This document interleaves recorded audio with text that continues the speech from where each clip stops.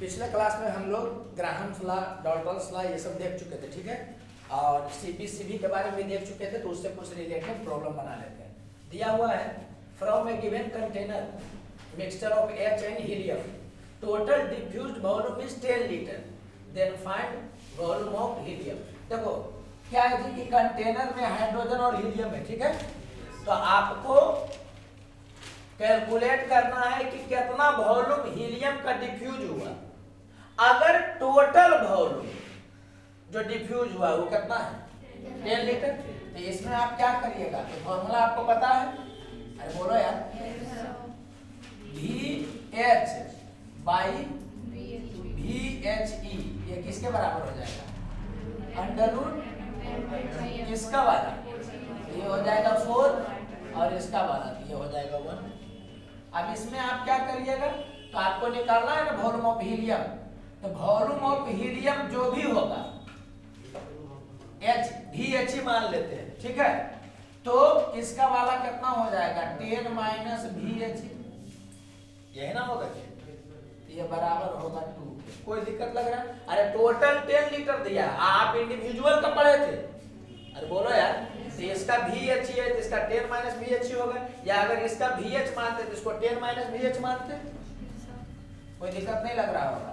तो यहाँ से कर लीजिएगा, ये आ गया 2 VH, इधर आएगा तो 3 VH, तो VH का वैल्यू कितना हो जाएगा 10/3 लीटर, ठीक है। पहला लेवल में ऐसे ही बनाना है, बाकी बिना पेन टच किए भी लोग बना सकता था कि मास 4 गुना है तो वेलोसिटी डबल होगा तो टोटल 3 भाग में बांट के 1 बांट देता, तो वो सब लाइट है, आप ऐसे बनाइएगा, ठीक है। अब इसको पढ़िए, दिया है कि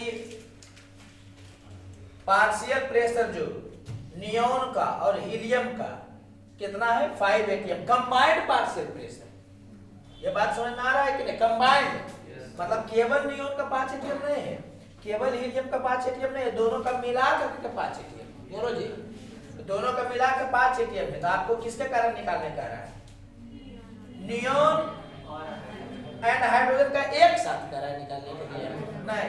तो इसमें क्या होगा, टोटल वाला आप लगाइएगा, टोटल वाला कब लगाया जाता है, जब या तो एक का दे करके टोटल पूछे या टोटल का दे करके एक के बारे में पूछे। तो यहाँ पर देखिए तो टोटल का दिया, टोटल यहाँ पर तीनों ना हो गया जी, तीनों का दिया है क्या यहाँ पर नहीं, तो इसमें कौन वाला यूज करोगे, P1/P2 बराबर होगा N1/N2 वाला, याद है, बोलो यार।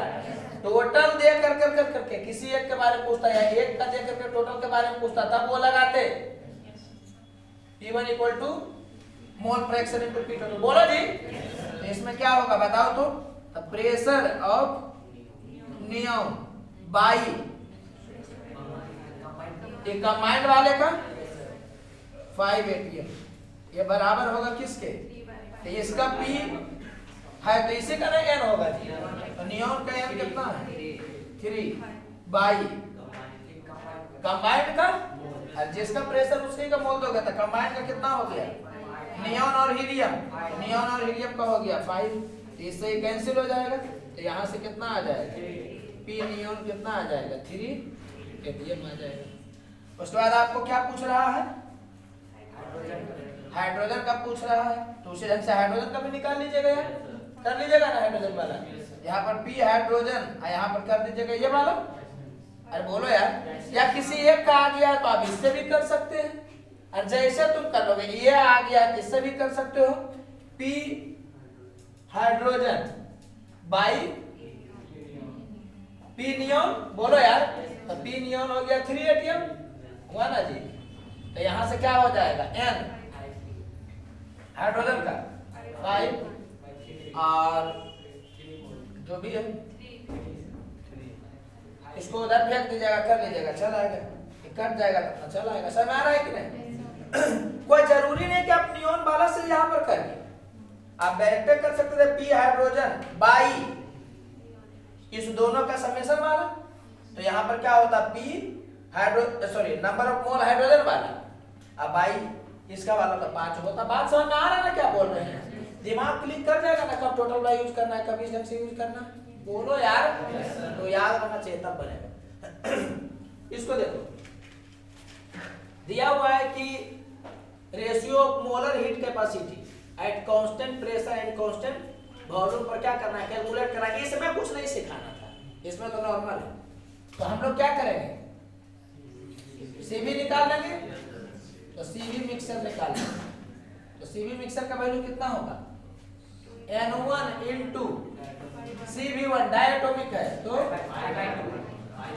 5R/2 प्लस 3 इंटू ये वाला लिथियम वेपर बोला गया, तो वेपर भी गैस की तरह बिहेव करता है, तो कितना होगा 3R/2 monoatomic plus 5 into 3R/2। तो कुछ सिखाना नहीं था, बाई टोटल 10। इसी को कर लीजिएगा आप, 2 को नहीं कट करिएगा, डायरेक्ट रहने दीजिएगा ताकि सब हो जाए। तो ये 15 हो गया और ये 10 हो गया, 25 हो गया, 25 5 30, 30 4 34, इतना है ना भाजी, बोलो यार। 34R/2, हाँ तो वही हो गया कितना 17R/10, ये हो गया 1.7R। तो सीपी मिक्सर कितना हो जाएगा, इसमें R जोड़िएगा तो 2.7R हो जाएगा। तो गामा का वैल्यू कितना हो जाएगा, 2.7R/1.7R, ये ऐसे ही दे दिया गया था। ये हो गया 27/17, तो कुछ था नहीं। ये क्वेश्चन सीखिएगा जी लोग, इसको थ्योरी में नहीं बताया थे इसलिए इसको बताया जाएगा, याद रखिएगा। जो भी आपको याद करवाया गया, सीवी मोनोएटॉमिक के लिए 3R/2, डायटोमिक के लिए 5R/2 और ट्राइएटोमिक के लिए 3R, तो वो बताया गया नॉर्मल टेम्परेचर पर। ये समझ में आ रहा है ना, टेम्परेचर जैसे ही बदलेगा तो डिग्री ऑफ फ्रीडम बदलेगा। और ये याद है ना कि सीवी का वैल्यू FR/2 होता है। अरे बोलो यार, जब तक टेम्परेचर का चर्चा नहीं करेगा या नॉर्मल टेम्परेचर रहेगा तब तक क्या है कि आप रटे हुए रहिएगा, जो आप रटे 3R/2 5R/2 3R बोलो जी। लेकिन जैसे टेम्परेचर बदलेगा तो कौन बदलेगा, डिग्री ऑफ फ्रीडम। और डिग्री ऑफ फ्रीडम बदलेगा तो सीवी बदलेगा कि नहीं बदलेगा, सीवी का वैल्यू FR/2 होता है। अरे बोलो यार। तो हाई टेम्परेचर पर पूछ रहा है, अच्छा रेशियो पूछ रहा है सीवी का हाई टेम्परेचर पर और लो टेम्परेचर पर। यहां समझना, 2 चीज सिखाया गया आपको। सीवी हाई टेम्परेचर पर, अरे यार सीवी लो टेम्परेचर पर। गाना कम कर दो भाई, ऐसे ही सुनते रहे तो प्यारे हो जाएगा। तो यहां समझिएगा, तो हाई टेम्परेचर पर कितना होगा सीवी का वैल्यू बताइए तो। हाई टेम्परेचर पर FR/2, तो वो डायटोमिक ना है, डायटोमिक का कितना होगा 7 होगा। तो यहां से क्या किए हम, FR/2 इतना हुआ ना जी, बाई और सीवी वाला का करिएगा लो टेम्परेचर पर, तो आप लोग लिखे होंगे कितना 5R/2। यही चीज यहाँ पर सिखाना था। लो टेम्परेचर जब हो जाता है ना, बहुत लो, बहुत हाई होगा तो वाइब्रेशनल इंक्लूड होगा, और बहुत लो हो जाएगा तो केवल ट्रांसलेशनल बचता है, रोटेशनल भी खत्म हो जाता है। समझ में आया। तो यहाँ पर क्या हो जाएगा, डिग्री ऑफ फ्रीडम केवल ट्रांसलेशनल। याद रखिएगा पॉइंट बना करके कि बहुत कम टेम्परेचर पर केवल ट्रांसलेशनल डिग्री ऑफ फ्रीडम बच जाता है। और बोलो यार, यहाँ से कितना हो गया 3R/2, तो 2 से 2 कैंसिल हो गया, ये आ गया 7/3। तो ये सिखाने के लिए ही दिया गया था। कॉपी के ऊपर में लिख लीजिएगा एक पॉइंट कि at very low temperature, at very low temperature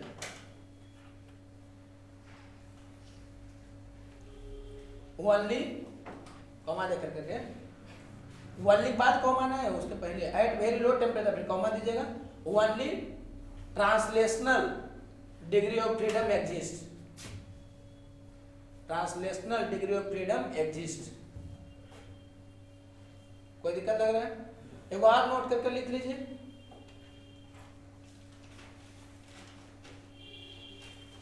eight 0 kelvin, at 0 kelvin bracket में दे दीजिएगा एब्सोल्यूट 0, एब्सोल्यूट 0,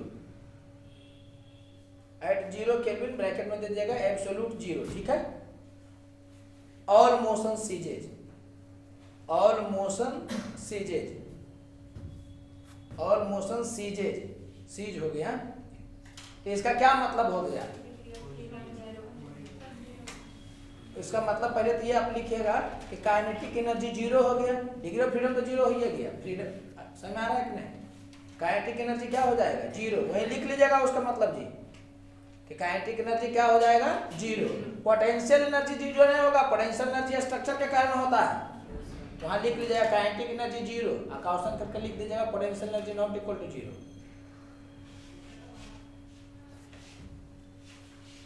ठीक है, लिखिए लिखिए लिखिए होगा। At zero kelvin all motion ceases, समझ में आ रहा है कि नहीं? काइनेटिक एनर्जी जीरो हो जाएगा और पोटेंशियल एनर्जी जीरो नहीं होगा, ये ध्यान दीजिएगा। और डिग्री ऑफ फ्रीडम तो जीरो केल्विन पर मोशन सीज हो गया। सीज होने का क्या मतलब होता है?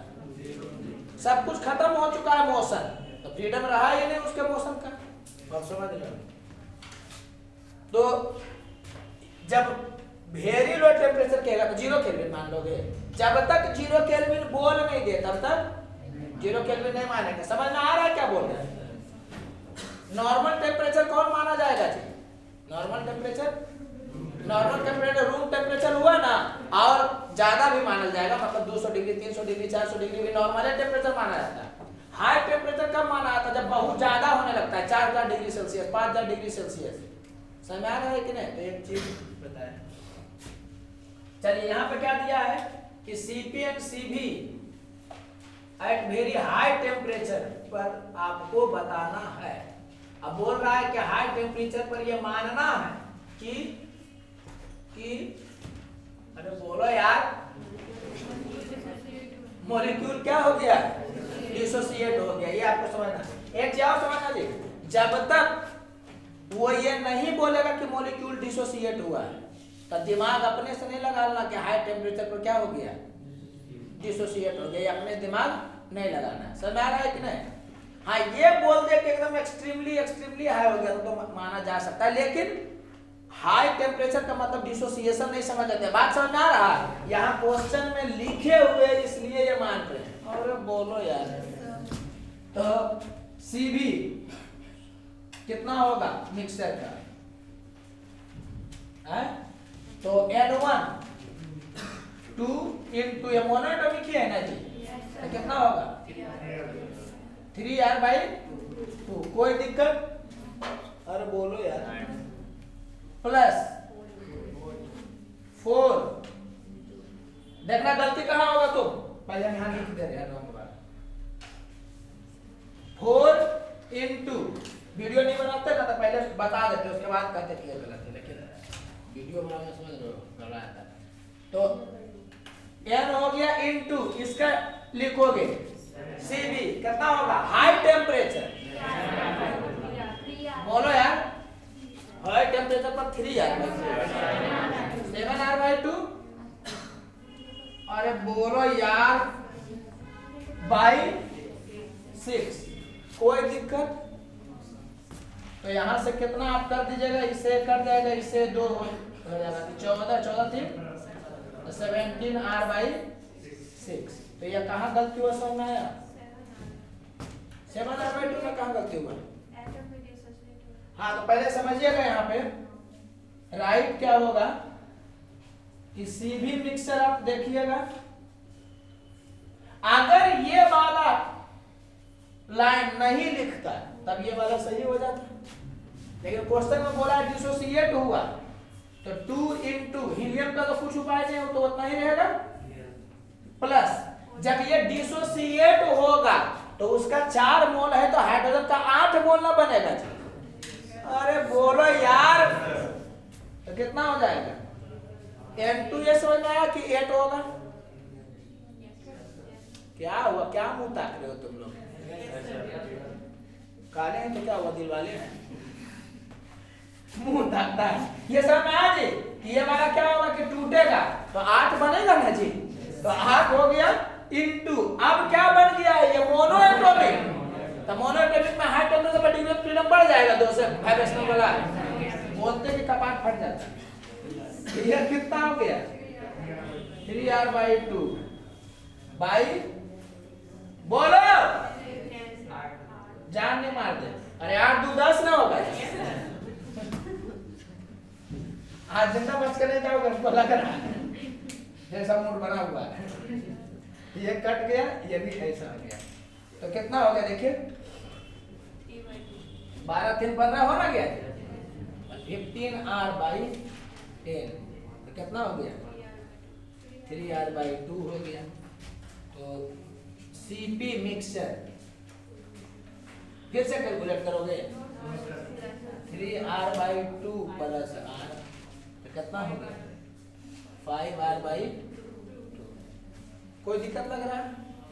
तो यही वाला गलती हो जाता है, समझिएगा। ये समझ में आया ना कि अगर हाई टेम्परेचर ही केवल बोलता, इसको छोड़ देता तो तब ये वाला सही होता, इसीलिए क्वेश्चन को दिया गया है। कोई दिक्कत नहीं, बोलो ना, कोई दिक्कत। ये वाला तो सीधी वाला देखो, ये एग्जांपल इसलिए दिया गया है ताकि आप थोड़ा सीख सकिए। सीबी वाला में आपको पोली एटॉमिक पढ़ना नहीं है, ये बात समझ में आ रहा है? पोली पढ़ना है, मैं 3 तक पढ़ना है। अरे बोलो यार, तो उससे ज्यादा जब भी देगा तो जो इंक्रीज करता है, डिक्रीज करता है एटॉमिसिटी बढ़ाने पर, उसके बारे में वो सोच के बोलेगा। पिछला क्लास में बता चुके हैं।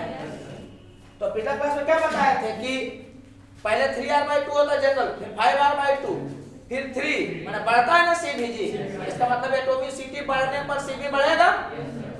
कर चुके हैं, तो बताओ सबसे कम किसका है, हाइड्रोजन का। कोई दिक्कत लग रहा? ये हम पहले सीबी के बारे में बात कर रहे हैं। हम भी कलरफुल लिखने लगे, लड़की वाला कैरेक्टर आने लगा। तो सीबी वाला में सबसे कम किसका होगा, H2 का। मोनो एटॉमिक रहता तो उसका और कम होता, तो इससे ज्यादा होगा कि डायटोमिक से ज्यादा किसका होगा, ट्राइएटॉमिक। और बोलो, ट्राइएटॉमिक वाले में दो, ये वाला और ये वाला। तो ये वाला आपको स्ट्रक्चर पता होगा, लोन पेयर है, वेट है, मतलब ये लीनियर नहीं है। अरे बोलो यार, तो SO2 का होगा, फिर ये लीनियर हो गया, इससे ज्यादा ना होगा जी, तो CO2 का हो गया।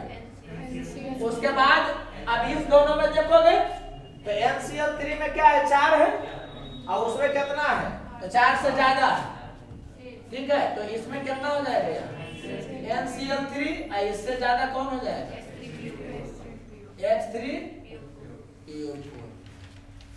कोई दिक्कत नहीं, बोलो ना, कोई दिक्कत। ठीक है। और अब जो है गामा के बारे में बात करिएगा, तो गामा के बारे में बात करिएगा तो उल्टा होगा कि नहीं होगा, होगा। तो कर लीजिए, माने अपोजिट ऑर्डर ऑफ सीबी। कोई दिक्कत लग रहा है क्या? डिग्री ऑफ फ्रीडम में भी याद रखिएगा जी, जैसे जैसे एटॉमिसिटी बढ़ता है डिग्री ऑफ फ्रीडम घटता है, डिग्री ऑफ फ्रीडम बढ़ता है। समझ आ रहा है कि नहीं? माने एक नॉर्मल बात किया जाए तो अब ये नहीं बोलना कि सर ये दोनों में एटॉमिसिटी नहीं बढ़ा है, तो आप कैसे बोल रहे हैं कि डिग्री ऑफ फ्रीडम बढ़ जाएगा, तो उसका केस ना है लीनियर वाला। कोई दिक्कत लग रहा है? आवाज पहुंच रहा है? गला बहुत ज्यादा खराब हो गया। चलिए यहाँ देखिए क्या दिया हुआ है, कह रहा है कि डिग्री ऑफ फ्रीडम किसी गैस का कितना है, 10 है, और उसका मोलर मास दिया हुआ 100 ग्राम, ठीक है। तो आपको CP/CV कर रहा है गैस का निकालने के लिए, तो CP/CV कर रहा है गैस का निकालने के लिए, मैं क्या निकालने बोल रहा है, गामा। अरे बोलो, तो गामा का वैल्यू तुम पढ़े हो F+2/F। कोई दिक्कत? यहाँ से कितना हो गया, 12/10, बोले तो 5/6। चलिए अब बोल दिए तब वही लिखेंगे, नहीं हम लिखवे करेंगे, हम नहीं बोलेगा तो माथा दबाने पड़ेगा। ठीक है, तो हो गया। अब यहाँ देखिए क्या दिया हुआ है, also find CP' minus CV'। और CP' दिया है molar heat capacity at constant pressure for 20 ग्राम। जान करके क्या क्वेश्चन नहीं दिए हैं कि पर ग्राम, बहुत सारा बच्चा याद रहता है कि पर ग्राम में क्या होता है, CP' minus CV' equal to R/M। अरे बोलो यार, तो इसको कैसे फील करिएगा? अगर कल जो क्लास में पढ़ाए तो उसको अगर थोड़ा भी आप फील किए होंगे तो तुरंत लिख दीजिएगा। क्या होगा? Cp dash minus Cv dash कितना होगा ना? तो R बाई 5 R बाई 100 कितना होगा? 100। यहाँ मास है जो कि 100 ग्राम है, मोलर मास। तो इसका मतलब 1 मोल का नहीं हुआ जी, आपको 20 ग्राम का बात कर रहा है। तो मोलर मास से ये वाला 5 टाइम्स कम ना है जी, 1/5 ना हो गया जी। तो ये समझ में आ रहा है कि इसका वैल्यू 1/5 होगा कि नहीं होगा? अरे बोलो यार, कल ही ना बताए थे यार कि पर ग्राम के बात किए तो m ग्राम के लिए Cp माइनस Cv का वैल्यू R होता था।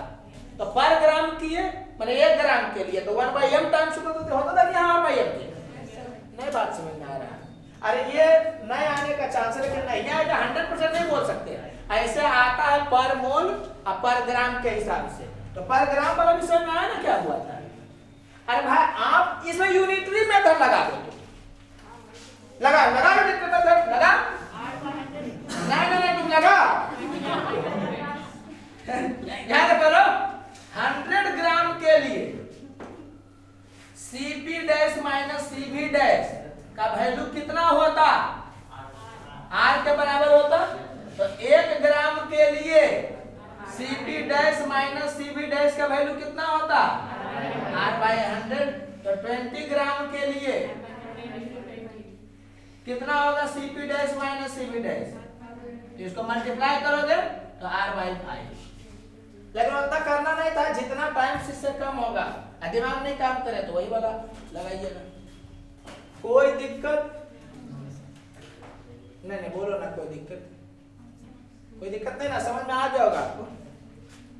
तो इसमें कुछ चीज सीखे होंगे। आप थ्योरी पढ़ाना स्टार्ट करते हैं, ठीक है? उतार दीजिए इसको। तो पिछला क्लास में हम लोग इंटरनल एनर्जी के बारे में पढ़ चुके थे। गैस का इंटरनल एनर्जी माने क्या हो गया? Kinetic energy. अरे बोलो यार, तो क्या पढ़े थे इंटरनल एनर्जी बताइए तो? गैस का क्या पढ़े थे इंटरनल एनर्जी? अरे बोलो यार, F/2 nRT, यही ना पढ़े थे? तो इसको कोई ऐसे भी लिख सकता है, उतना करना नहीं, तुमको बराबर रिजल्ट याद रखना है, ठीक है? समझना। Fr/2 को Cv लिखेगा कि नहीं लिखेगा? Fr/2 को तो ये हो जाएगा NCV। तो इसको ना एकदम नहीं होता है कि एकदम रूह में घुसा लेना, क्योंकि इसका जरूरत इतना ज्यादा होगा, इतना ज्यादा कि कुछ कह नहीं सकते हो। तो पहले तुम ये याद रखना कि U का वैल्यू किसके बराबर होगा? NCV के बराबर। और बोलो यार, और डेल्टा U का वैल्यू, इसका तो कम यूज होगा, ये तो एकदम बार यूज होगा। डेल्टा U का वैल्यू किसके बराबर होगा? NCV डेल्टा T के बराबर। तो ये आप याद रखिएगा, ठीक है? मतलब तड़ाक सब मुंह से निकलना चाहिए, delta U equal to NCV delta T। ये जो फॉर्मूला है ना, आपको ज्यादा जरूरत कौन पड़ेगा? ये वाला कि ये वाला ज्यादा जरूरत पड़ता है, ठीक है? तो यहां समझिएगा, delta U equal to NCV delta T। ये वाला जो है ना, ये वाला, ये सदाबहार है। सदाबहार का क्या मतलब होता है? जिसको चाहे वो मिल गई।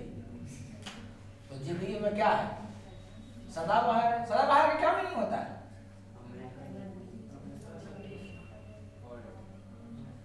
हम हमेशा के लिए बाहर आ जाना, ठीक है? नाम ही है सदाबहार, सदाबहार। बर्ड तोड़ोगे तब ना पता चलेगा। ये क्यों बता रहे हैं कि पूरा हीट कर करके, चाहे आइडियल गैस के केस में, ये ध्यान रखें कि हम लोग पढ़ ही किसके लिए रहे हैं? आइडियल गैस के लिए। उसके बाद रियल गैस पढ़ेंगे। अभी पूरा का पूरा केस के लिए चल रहा है, आइडियल गैस के लिए, जो काइनेटिक थ्योरी ऑफ एजम्पशन को क्या करता है? हाँ, फॉलो करता है। समझ आ रहा है कि नहीं? काइनेटिक थ्योरी ऑफ गैसेस के एजम्पशन को फॉलो करता है। तो हम लोग आइडियल गैस के लिए ही पढ़ रहे हैं, रियल गैस के लिए तो अलग से पढ़ेंगे। प्रोसेस आइसोकोरिक हो, आइसोबारिक हो, आइसोथर्मल हो, एडियाबेटिक हो, दिस हो, दैट हो, कुछ भी हो, ये फॉर्मूला हमेशा रहेगा। थर्मोडायनेमिक्स में इसका बड़ा जरूरत पड़ता है। तुमको थर्मोडायनेमिक्स बनाने में दिक्कत इसलिए होता है क्योंकि तुमको लगेगा कि ये भी नहीं जानते, ये भी नहीं जानते, तो कैसे डील होगा। सबसे पहले दिमाग में यही सेट करना कि आइडियल गैस के बारे में तुम कुछ जानो चाहे नहीं, इंटरनल एनर्जी में चेंज तुम जान ही रहे हो, ये दिमाग को सिग्नल मिल जाना चाहिए। तो वहां होता वही है, Q equal to delta U plus W होगा, तो उसमें Q गायब करेगा तो W के बारे में पूछेगा, W गायब करेगा तो Q के बारे में पूछेगा। बच्चा क्या होता है कि सोचता है कि डेल्टा U में भी नहीं, डेल्टा U के बारे में नहीं दिया है, तो जब दिमाग में सिग्नल ही जाए होना चाहिए कि डेल्टा U तुम हमेशा से जान ही रहे। अरे बोलो, तो ये ध्यान रखना कि delta U equal to NCV delta T, ये किसके लिए है, कौन सा प्रोसेस के लिए, फॉर ऑल प्रोसेसेस।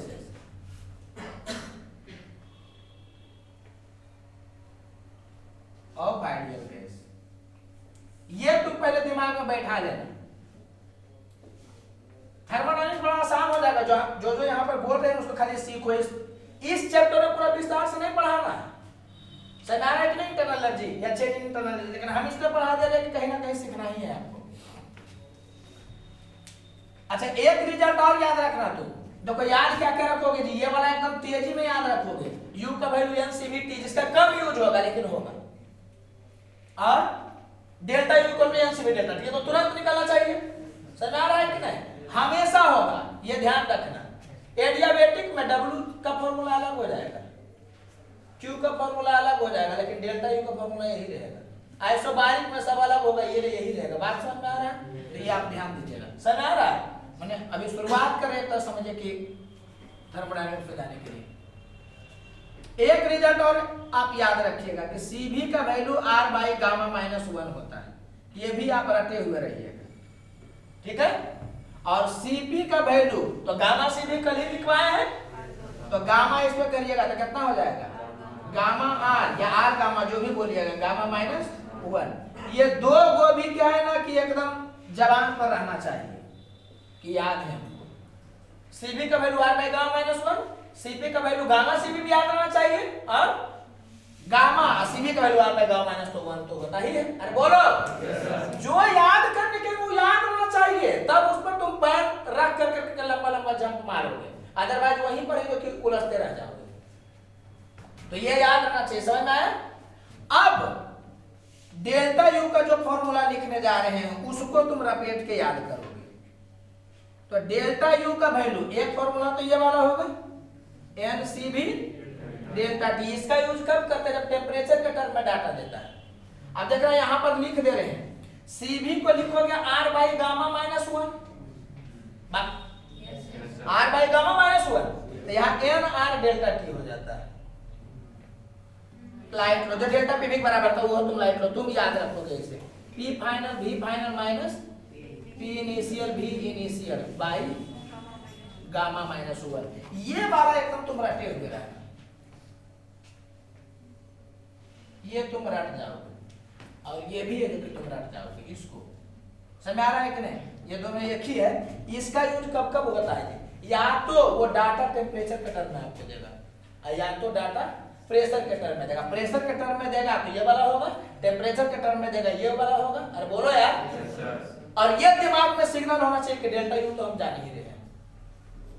अरे बात समझ में आ रहा है, किसी भी प्रोसेस के लिए। बहुत सारा बच्चा क्या होता है जी कि यहाँ पर देखेगा गामा माइनस 1, तो गामा देखता है वो समझ जाता है कि लगता है एडियाबेटिक का चर्चा कर रहा है, ऐसा कुछ जरूरी नहीं है। यहाँ पर क्या है, डेल्टा U का value NCV delta T, CV कहाँ पर डिफाइन है, कांस्टेंट वॉल्यूम पर, तो CV डिफाइन है कांस्टेंट वॉल्यूम पर। जहां जहां पर CV यूज करोगे वहां पर कांस्टेंट वॉल्यूम रहेगा, वो डिफाइन किया गया है केवल। अरे बोलो यार, कुछ चीज गलती होता है, हम भी पढ़ते हैं तो मिसकंसेप्शन रहता था, इसलिए बोल रहे हैं CV डिफाइन हुआ है कांस्टेंट वॉल्यूम पर। इसका मतलब ये नहीं है कि जॉन फॉर्मूला में CV है सब में वॉल्यूम कांस्टेंट है। CP डिफाइन किया गया है किसमें, कांस्टेंट प्रेशर पर। इसका यह मतलब नहीं है कि हर फॉर्मूला में जहां पर CP है वहां पर क्या है कि प्रेशर कांस्टेंट, ऐसा नहीं। अरे बोलो यार, तो बच्चा में ये सब मिसकंसेप्शन होता है, इसलिए बता दे रहे हैं आपको। कि गामा देखता है तो उसको लग जाता है कि कौन सा प्रोसेस होगा, एडियाबेटिक। वैसा नहीं है, समझ में आया कि नहीं? तो ये ध्यान रखना, ये किस प्रोसेस के लिए है? हाँ, ये ऑल प्रोसेस के लिए, ये एकदम ध्यान रखिएगा यार। अरे बोलो, तो हमको नहीं लग रहा है कि कोई दिक्कत होगा, ठीक है। अच्छा, इंटरनल एनर्जी को जी ये एकदम याद रखिएगा, इसका तो बहुत जरूरत पड़ेगा। और अब जो लिख रहे हैं वो खाली एक बार देख लीजिए। इंटरनल एनर्जी या काइनेटिक एनर्जी में वही हो गया। अरे बोलो यार, गैस का काइनेटिक एनर्जी को ही इंटरनल एनर्जी बोलते हैं। तो यू का वैल्यू क्या पढ़े हैं हम? एन सीवीटी, तो एन सीवी बोले तो R by gamma minus 1 T. N R T को आप क्या लिख सकते हैं? अरे बोलो यार, तो माने अगर पीवी के टर्म में देगा तो ये वाला हो गया। ये समझ में आ रहा है ना कि ये वाला यू टोटल हो गया। अरे बोलो, आपसे पूछेगा ट्रांसलेशनल एनर्जी, तो कल ही ना बताए थे F/2 nRT में जी, कल ये भी बताए थे जी। अरे इसी को जब तुम खोलोगे तो रिजल्ट आ जाएगा। यू टोटल का फॉर्मूला कल बताए हैं, कितना? F/2 nRT।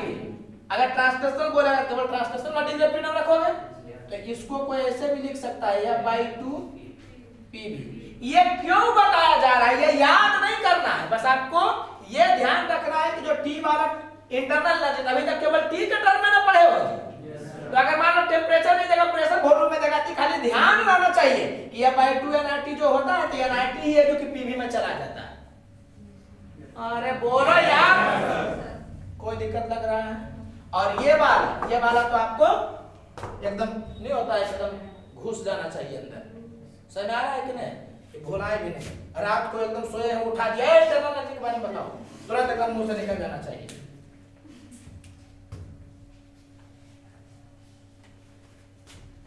देखो, हम पढ़ा रहे हैं इस चैप्टर को, इस चैप्टर के लिए नहीं। सबसे पहले तो ये तुम समझना, ये चैप्टर बड़ा आसान है।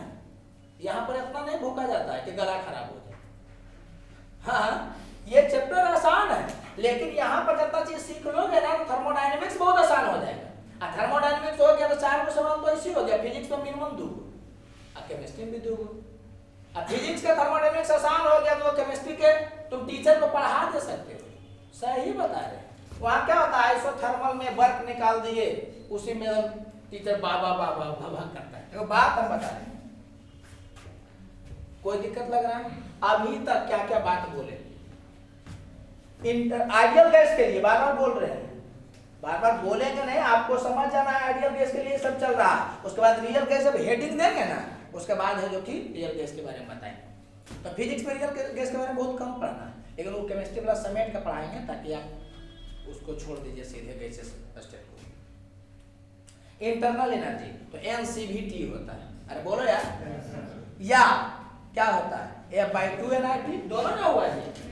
अरे NCVT भी हो गया। और पिछला क्लास में हम लोग पढ़े थे ना, ये क्या पढ़े थे पिछला क्लास में? F/2 nRT। और nRT को क्या लिखा जा सकता है? PV भी लिखा जा सकता है। बोलो यार, तो ये आप ध्यान रखिएगा, वो डाटा जिस टर्म में देगा उसी टर्म में आप बनाइएगा।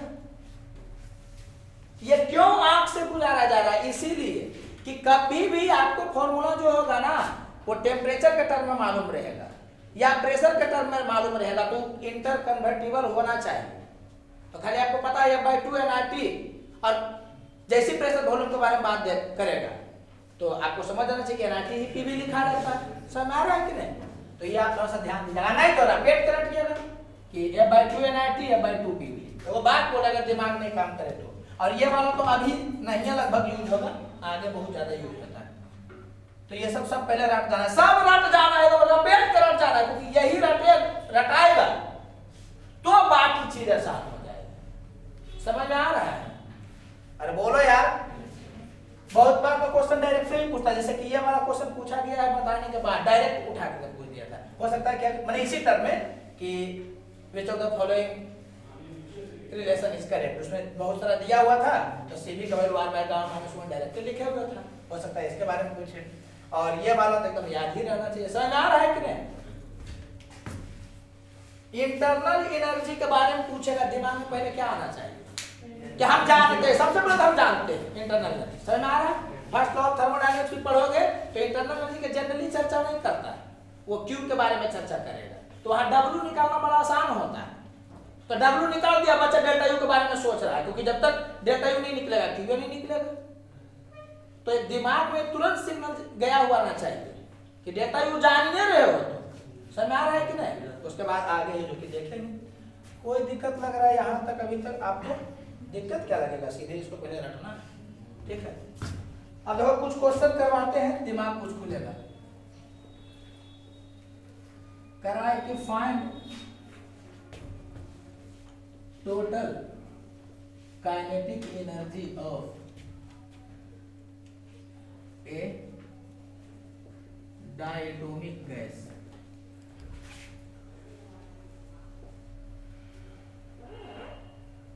Find total kinetic energy of A diatomic gas. यहाँ दिया हुआ है कि प्रेशर जो है वो 5 atm है और वॉल्यूम जो है वो 2 लीटर है, ठीक है? Also find translational kinetic energy.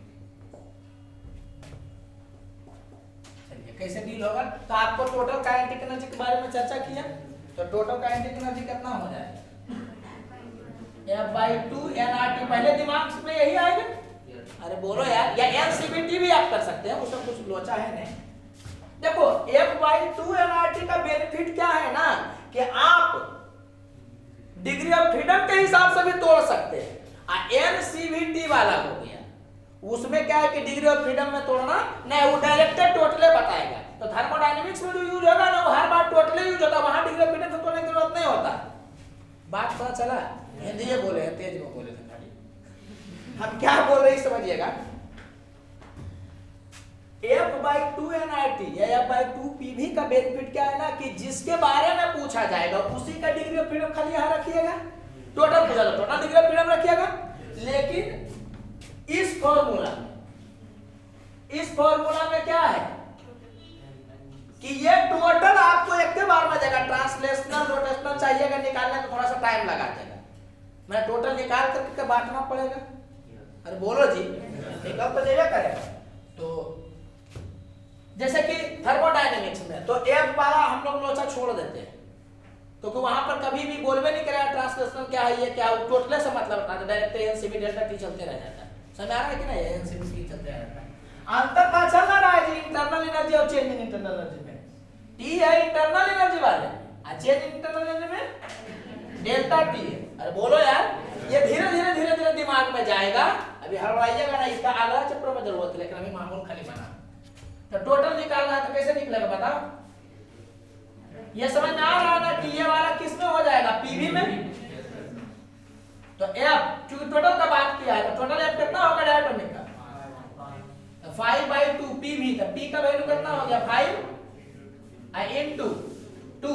ध्यान रखना यहां पर जो आएगा यूनिट वो क्या होगा? लीटर एटीएम में होगा। तो ये कितना हो गया? 25। अगर ऑप्शन लीटर एटीएम में दिया तो वही आंसर होगा। अब अगर लीटर एटीएम में नहीं दिया, ऐसा यूनिट में दिया तो अरे बोलो यार, तो देखो कैसे याद रखोगे। यहाँ देखना थोड़ा सा देख लो। ये वाला जो रिजल्ट बताने जा रहे हो याद ही रखोगे तुम, ठीक है? लीटर एटीएम आपको रट जाना है इसको, हम अभी खाली इसी बता दे रहे हैं कि देखो आता कहां से। तो लीटर, 1 लीटर कितना होता है? तो 10⁻³ मीटर क्यूब के बराबर होता है। 1 लीटर कितना होता है? 10⁻³ मीटर क्यूब के बराबर। ऐसा यूनिट में कर दिया। और 1 एटीएम कितना होता है? इंटू 10⁵। अब इसको ये वाला हो गया ऐसा यूनिट में, पास्कल में आ गया, ठीक है? करने गया हाँ ठीक है, एटीएम हो गया अपना pascal.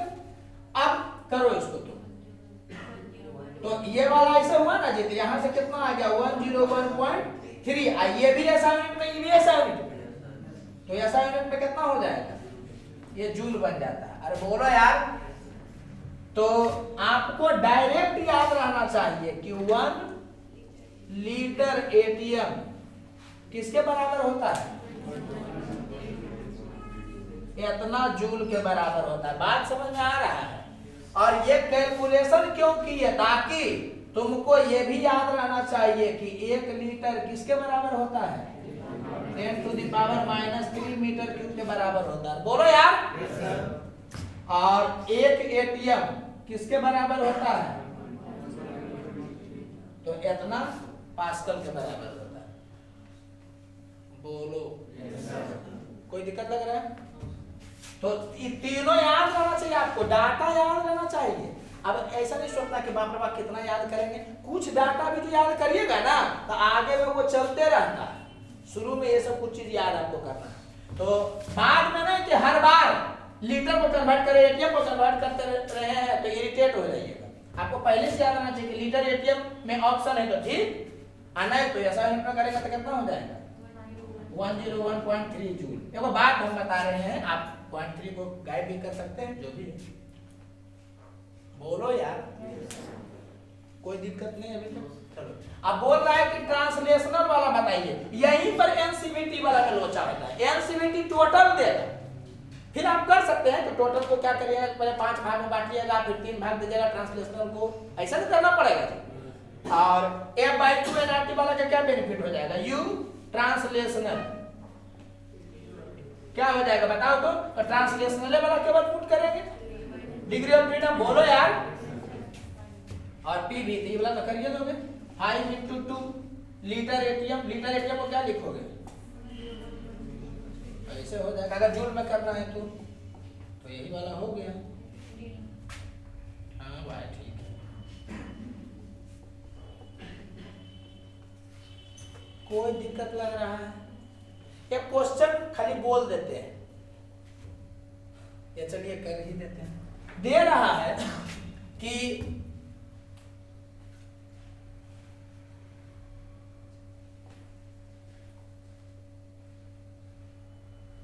Same pressure and volume पर मोनोएटॉमिक का इंटरनल एनर्जी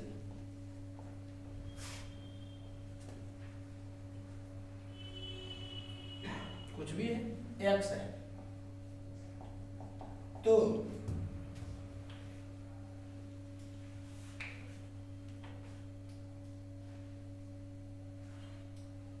डायटोमिक का माने मोनोएटॉमिक लैंग्वेज से जो भी होगा, बोलने का सेंस ये है कि मोनोएटॉमिक डायटोमिक दोनों के लिए क्या है, कंडीशन सेम है, मतलब सेम प्रेशर या सेम वॉल्यूम है। समझ आ रहा है कि नहीं? तो डायटोमिक गैस का translational and total kinetic energy कितना होगा? अगर ऐसा बात करेगा तो कैसे कैलकुलेट किया जाएगा? बड़ा आसान है। आपको बोल दिया है क्या कि मोनोएटॉमिक का x है, इसका मतलब x का वैल्यू कितना हो गया? 3/2। चूंकि प्रेशर वॉल्यूम का बात किया तो एनआरटी पर पीवी लिखेंगे। और डायटोमिक का ट्रांसलेशनल पूछा, ट्रांसलेशनल डायटोमिक का तो क्या होगा? 3/2 पीवी। इसका मतलब समझ में आ गया तो उसका भी x से होगा। ट्रांसलेशन पूछा इसलिए। और टोटल पूछता तो u टोटल पूछता तो कितना हो जाता है? 5/2 पीवी। यहाँ पर से क्या करते कि पीवी का वैल्यू 2x/3 यहाँ पुट कर देते। नहीं समझ में आया? अरे ऐसे भी कर सकते हो, तो pv/2 का वैल्यू x/3 हुआ ना जी, तो यहाँ pv/2 के जगह पर x/3 पुट कर देगा। x के टर्म में लाना है, लिख के बताना पड़ेगा। क्या समझ गया होंगे? क्या चीज? अरे ठीक है भाई, तुम कर दो। वो एक ही बात हो गया कि यहाँ 3 से मल्टीप्लाई कर देगा तो क्या होगा? 3 pv/2 के जगह पर x कर देगा तो वही हो गया। 5x/3 हो गया। वो जैसे तुम करो, कुछ मतलब है ना, आपको पता चल रहा है। ठीक है, चलिए जैसे कि ये जो क्वेश्चन दे रहे हैं ना, ये यहाँ का क्वेश्चन नहीं है, ये थर्मोडायनामिक्स पे पूछा जाता है, लेकिन चूंकि बताया गया है इसलिए हम लिख दे रहे हैं। जैसे कि आपको बोलेगा ये प्रेशर है, ये वॉल्यूम है, ठीक है। एक गैस जो है वो ऐसे आया है, यहाँ पे दिया हुआ है 5, यहाँ दे है एटीएम में, आइए दे है मीटर क्यूब में। यहाँ भी गलती होगा तुम लोगों से बचना, यहाँ पर दे 5 हो गया, और यहाँ पर मान लो 2, और यहाँ पर 6 है, यहाँ पे 1,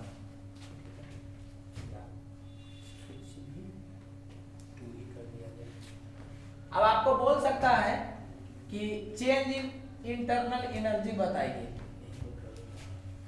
इसमें चेंज इन इंटरनल एनर्जी बताइए। गैस कहां से कहां तक गया है, ए से बी तक। तो सबसे पहले तो क्या है कि आपको बोला चेंज इन इंटरनल है, तो पहले आपको पता होना चाहिए कि दो को फॉर्मूला है, उसी से बनना ही है, ठीक है। तो कौन वाला यूज करेंगे, NCV डेल्टा T वाला या P final V final minus P initial V initial by gamma -1 वाला? कौन डाटा दे रहे देखिए, प्रेशर वॉल्यूम वाला दिया हुआ डाटा जी। तो क्या हो जाएगा बोलिए, P फाइनल कौन है, अरे इससे गया है तो ये ना फाइनल, कुछ भी मुंह खोले बोल दी। तो यहाँ पर कितना हो गया, P फाइनल 2। एक चीज ध्यान देना जी, अभी पहले हम न्यूमेरिकल लिख देते हैं, फिर सिखा रहे हैं, या चलो अभी ये यहीं पर लिख दे रहे हैं। जब भी ग्राफ देगा ना तो इसके बगल में जो लिखने देगा उसको थोड़ा सा ध्यान दीजिएगा। अगर ऐसा यूनिट में है तो कैलकुलेशन करिएगा, वैसा यूनिट में रिजल्ट आ जाएगा। लेकिन अगर ऐसा यूनिट में नहीं होगा, थोड़ा सा यूनिट को ध्यान देना। अभी हम पहले यूनिट लिख देते हैं, हालांकि बाद में भी लिख सकते थे। तो यहाँ पर वॉल्यूम कितना है, 2 ATM। अरे बोलो यार, ये हो गया P फाइनल, और फाइनल क्यों नहीं पता भाई, फाइनल है ऐसे आया तो ये हो जाएगा फाइनल। ये समझ में आ रहा हो कि P फाइनल हो गया, अब V final 6 metre cube minus P initial, ये दे देगा आपको कि मोनोटोमिक, यहाँ दिए हुए मोनोटोमिक गैस के लिए क्वेश्चन में दे देता है, माइनस क्या हो जाएगा 5 ATM into 2 metre cube by gamma -1 monoatomic. तो यहाँ से कितना हो गया, देखो 12 में से 10 गया, 2 हुआ ना जी। और यहाँ पर कितना हो जाएगा, देखो तो 2/3 ये हो जाएगा कितना, ATM मीटर क्यूब।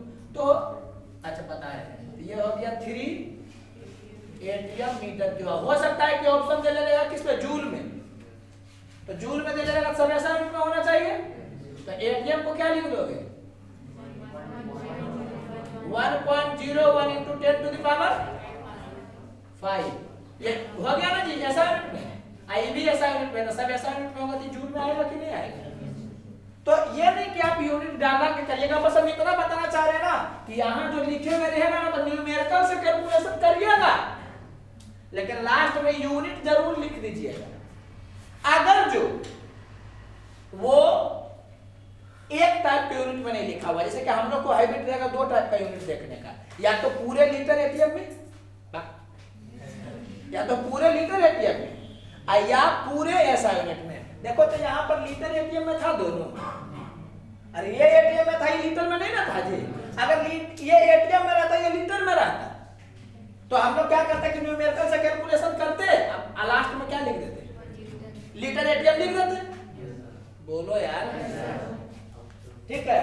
या फिर क्या होता है कि हम मीटर क्यों दिया है, यहाँ प्रेशर देता पास्कल में, तब भी ऐसा यूनिट है। तो क्या करते हैं कि न्यूमेरिकल सॉल्व करते हैं, सब ऐसा यूनिट में आते हैं, सब ऐसा यूनिट में होता तो जूल में हो जाता, समझ आ रहा है। लेकिन अगर जो लीटर ATM वाला नहीं दिखेगा आपको, पेरिंग या सब ऐसा यूनिट में नहीं दिखेगा, तो न्यूमेरिकल से डील करिएगा। और लास्ट में है जो कि दोनों का यूनिटवा जरूर लिख दीजिएगा, अदरवाइज फंसा लेगा। ये कि तुम इसको डील करोगे आ जाएगा तुम्हारा कितना 3 समथिंग, ये नहीं लिखोगे तो हम ऑप्शन में 3 दे ले भी रहे तो तुम 3 में मार दोगे, अब वहां ऐसा में दे रहेगा इतना जूल तो आंसर ये होने वाला नहीं। बात समझ में आया? हम क्या बोल रहे हैं कि लीटर एटीएम में या सब ऐसा यूनिट में नहीं दिखेगा, तुमको ऐसे यूनिट लिखना जरूरी है क्या? नहीं, लास्ट में भी तुम लिख सकते थे, मैंने इसको ऐसे करते तुम डेल्टा यू ए से बी तक जाने में, तो खाली ये देख लिया कि यूनिट अपना टाइप का नहीं लग रहा है तो उसको बाद में लिखेंगे। बाकी पी फाइनल 2 हुआ और भी फाइनल कितना हो गया 6, तो यहाँ 12 करते माइनस पी इनिशियल 5 भी इनिशियल 2 तक 10 बाई गामा माइनस 1 तक 5/3 माइनस 1, इतना लिख देते लेकिन छोड़ो जना यही बोल रहे हैं। यहाँ पर तुम लिखोगे लीटर एटीएम में तो ध्यान होना चाहिए क्या लीटर एटीएम है, बोलो यार। और अगर ऑप्शन में लीटर एटीएम है तो वही आंसर होगा, अगर जूल में रहता तो लीटर एटीएम को फेंकते, यूनिट में गड़बड़ करवाएगा यार। यही वीडियो में दिखाएंगे जब आएंगे मम्मी पापा तो कि देखिए हम बता चुके थे कि हम गड़बड़ करेगा। कोई दिक्कत लग रहा है? क्या दिक्कत इसमें बोलिए जी। उसमें क्या बोली बात समझ में आया? क्या बोले उसमें कि सुनो, ये बोले कि हीट में यूनिट का ध्यान रखिएगा, ग्राफ वगैरह कभी भी देता है ना तो ये ध्यान रखना चाहिए कि लास्ट में मैंने न्यूमेरिकल से डील करिएगा, लेकिन लास्ट में ये ध्यान रखना चाहिए कि यूनिट में लिखाएगा। अब मान लो कि तुम यहाँ पर आता है एटीएम, यहाँ लीटर, तो तुम्हारा आंसर तो आता लीटर एटीएम में, आंसर में दे देता जूल, तो तुम अगर केवल इसको करोगे ना तो ये वाला लिख देगा वहां पर, तो गलती ना तुम कर दोगे। गजब भाग चोरा नहीं समझ नहीं आप लोग फ्यूचर डॉक्टर हैं ऐसा, तो तुम्हें लोग को देख देख के डॉक्टर से भरोसा उठ गया। हर साल इतना डॉक्टर बनता है, मतलब सब एम्स में जा रहा है मानना कुछ अच्छे को, अब बाद में लगता है कि बाप रे भाई इसी से हम दिखाएंगे ऐसा नहीं है। ठीक है, तो जो बताएं वो समझ में आएगा। हर एग्जाम्पल से कुछ ना कुछ पहुंचाने का प्रयास किया जाएगा। हालांकि ये बात इसमें इतना नहीं भूखना था, क्योंकि ये बात हम ग्राफ में ही बता चुके हैं कुछ कुछ, लेकिन है क्या कि आप लोगों को बहुत सारा ग्राफ नहीं देखे होंगे तो फिर प्रॉब्लम हो जाएगा। समझ आ रहा है? इसलिए वो सोच करके हम कर रहे हैं। यहाँ तक में क्या समझ में नहीं आया, इस पर ठहरे हुए इतना क्यों? क्योंकि इसी पर बैठ के उड़ना भी है थर्मोडायनेमिक्स, इसलिए इस पर ठहरे हुए। ये फैक्ट बता रहे हैं, आप लोग थोड़ा सा मेहनत करिएगा घर पर, तो जो गलती हो सकता है वो सब बताए हुए रहेंगे। जो जो चीज याद करने के उसको एकदम उसी वे में याद करिएगा, तो एप्लीकेशन बड़ा तेज हो जाएगा। जान रहे हैं क्या, फिजिक्स का भी एक बड़ा चैप्टर पढ़ने जा रहे हैं आगे, थर्मोडायनेमिक्स, केमिस्ट्री में भी बड़ा चैप्टर है, समझ में आ रहा है कि नहीं? तो दोनों आसानी से कवर हो जाएगा, थोड़ा लेकिन मेहनत तो करना पड़ेगा। तो इंटरनल एनर्जी याद रखिएगा। ये समझ में आया कि एनसीवी डेल्टा टी है, एनसीवी टी वाला जो है और एफ वाला में दोनों का अपना अपना बेनिफिट कहां पर है। इसका बेनिफिट क्या है कि आपको ट्रांसलेशनल रोटेशनल दिशा का बात करेगा तो 3 डिग्री ऑफ फ्रीडम मानिएगा, कुछ नहीं बोलेगा तो टोटल भी निकल जाएगा इससे, और इससे केवल टोटल वाला ही निकलेगा। लेकिन थर्मोडायनेमिक्स में बार बार इसी का जरूरत होता है, वहां पर डिग्री ऑफ फ्रीडम को उतार करके नहीं बात करता है। अरे बोलो जी, इंटरनल एनर्जी जाते जाए कि समझना, सीधे लिख देगा इन एडियाबैटिक प्रोसेस, और उसके बाद कुछ काम करेगा, आपको बोलेगा इंटरनल एनर्जी बताओ, बच्चा सोचने लगेगा एडियाबैटिक प्रोसेस में इंटरनल एनर्जी में चेंज। अब वो फंसा लिया तुमको, कोई प्रोसेस बोलेगा होगा तो यही बात। बाकी जब तुम आगे पढ़ोगे थर्मोडायनेमिक्स में तो हीट बोलेगा, तो हम ही बोलेंगे सबसे पहले तुम्हारे दिमाग में आना चाहिए कि प्रोसेस क्या है। बर्थ बोलेगा सबसे पहले दिमाग में क्या आना चाहिए कि प्रोसेस क्या है, वो बात हम आपको बता रहे हैं।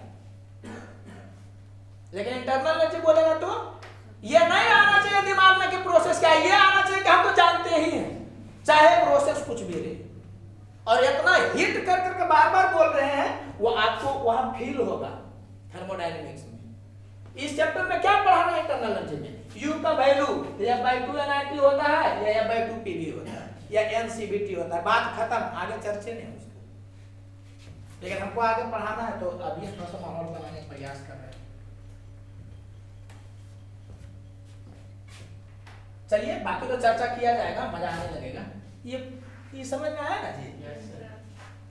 मैंने बीच बीच में एटीएम लिख सॉरी यूनिट लिखने की जरूरत नहीं, आप लास्ट में लिखिएगा तो काम चल जाएगा, लेकिन यूनिट का विशेष ध्यान दीजिएगा क्योंकि वहाँ ऑप्शन बदल बदल करके देगा। जैसे कि आप ऐसे सोल्व करिएगा तो आपका आंसर आएगा 3, वहाँ ऑप्शन में रहेगा 3 भी, ये भी रहेगा और भी रहेगा। समझ आ रहा है कि नहीं यूनिट के साथ? तो ऐसा नहीं कि गड़बड़ करवा दें। चलिए अब आइडियल गैस लगभग खत्म होने वाला है, थोड़ा सा कुछ है और बता। एक क्वेश्चन का टाइप होता है, इसको थोड़ा सा आप ध्यान रखिएगा, ठीक है? पूछा नहीं है, चाहिए पूछना, नेट में पूछना चाहिए, पूछा नहीं। देखना है एक गैस कंटेनर है, ठीक है, जिसमें कि कोई गैस है, तो इसका भी स्पीड था। किसका? गैस के मॉलिक्यूल का था भी स्पीड। किसका? हाँ, माने इसमें टोटल मास जो है ना वो कुछ होगा, m होगा, टोटल मास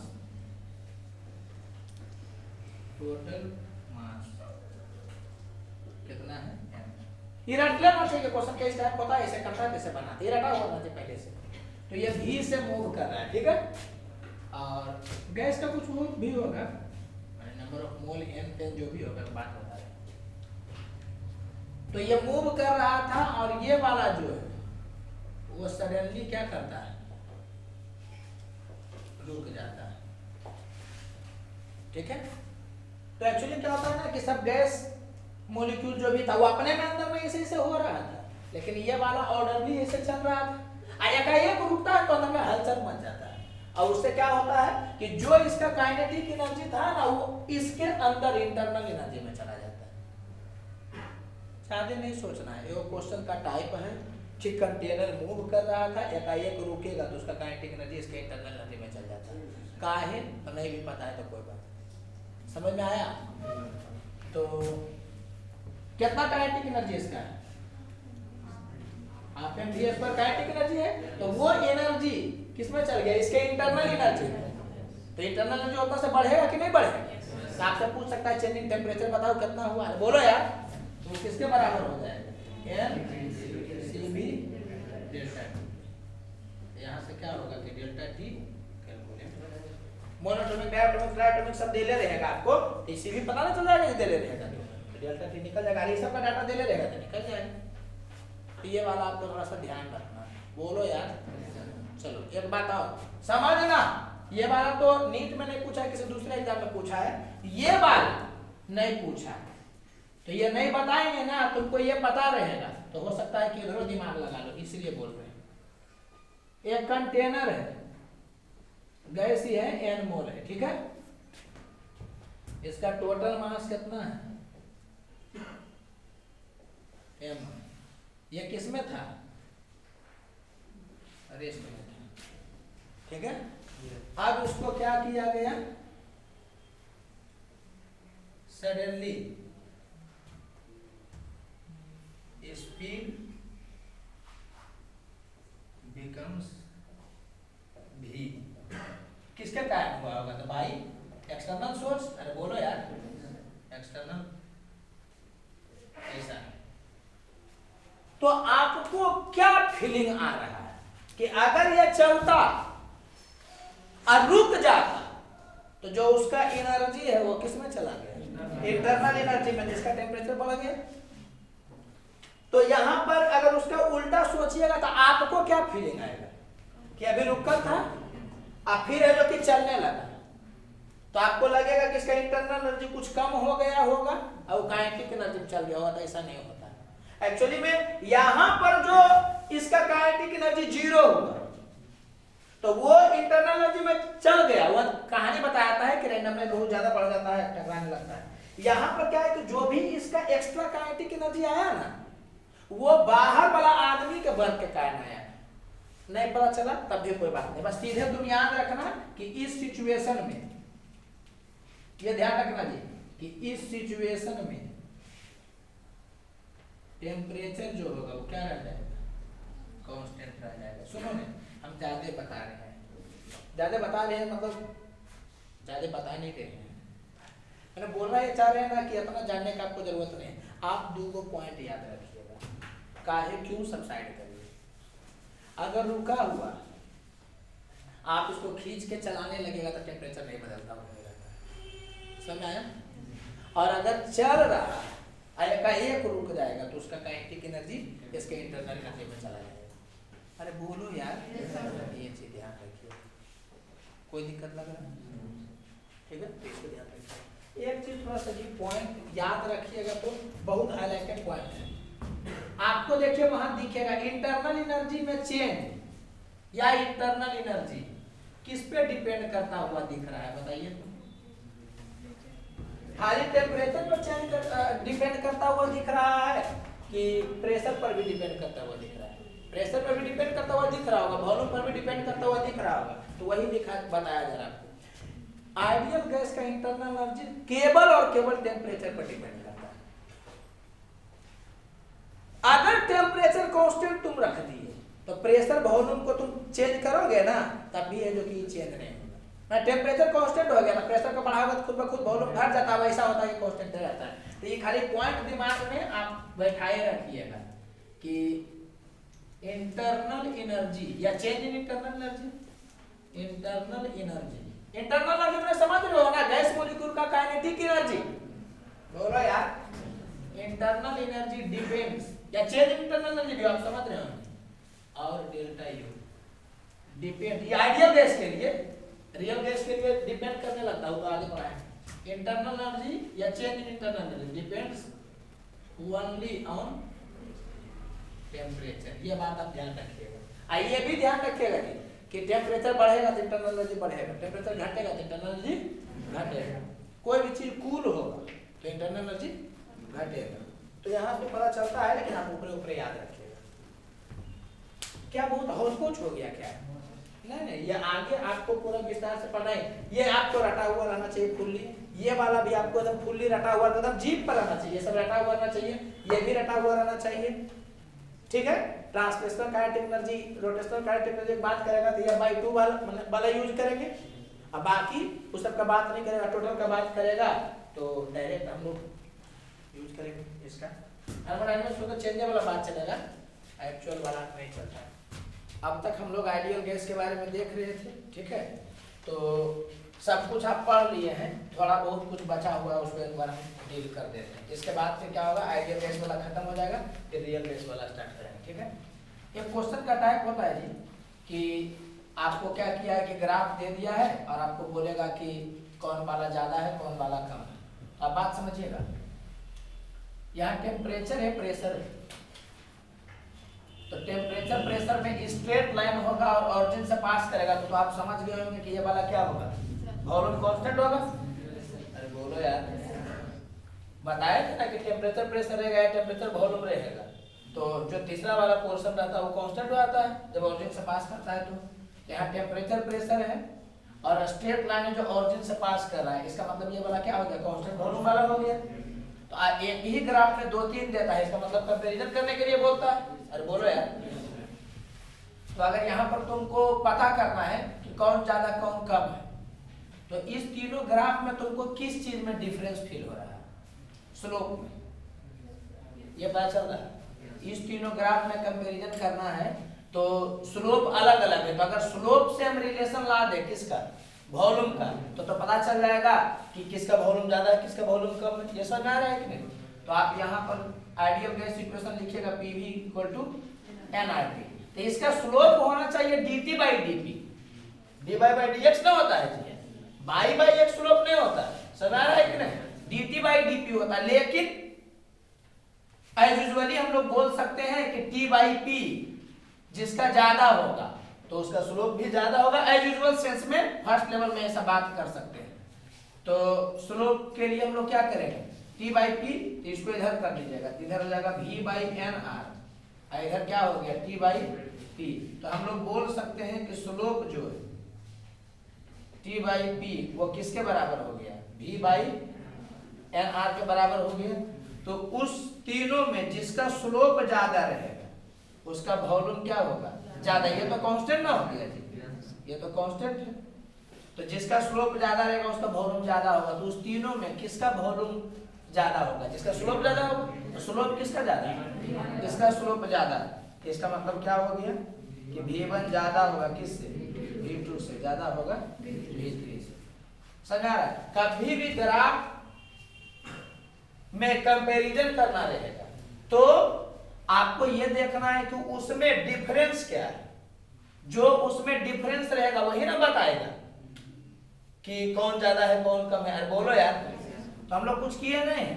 ये पता है हमको कि टीपी ग्राफ में स्ट्रेट लाइन ऑरिजिन से पास कर रहा है तो आइसोकोरिक है या वॉल्यूम कांस्टेंट है। तो इस तीनों में वॉल्यूम कांस्टेंट है, ये अलग वॉल्यूम पर, ये अलग वॉल्यूम पर, एक अलग वॉल्यूम पर। तो अगर कंपैरिजन करना है हमको तो पहले ये पता करें कि उन तीनों में डिफरेंस किस चीज का है। तो उस तीनों में किस चीज का डिफरेंस है? स्लोप का। तो अगर स्लोप से हम रिलेशन निकाल लें वॉल्यूम का तो जिसका स्लोप ज्यादा होगा वॉल्यूम उसके हिसाब से पता चल जाएगा कि ज्यादा होगा या कम होगा। बोलो यार, तो हम लोग क्या किए कि PV = NRT लिखे और स्लोप एज यूजुअल वे में क्वेश्चन बनाने के लिए आप बोल सकते हैं कि T/P के बराबर होगा। तो T/P के बराबर हो गया। समझ आ रहा है कि नहीं? बार बार हम बोल रहे हैं जी कि T और P वाले ग्राफ में स्लोप T/P नहीं होगा, dt/dp होगा।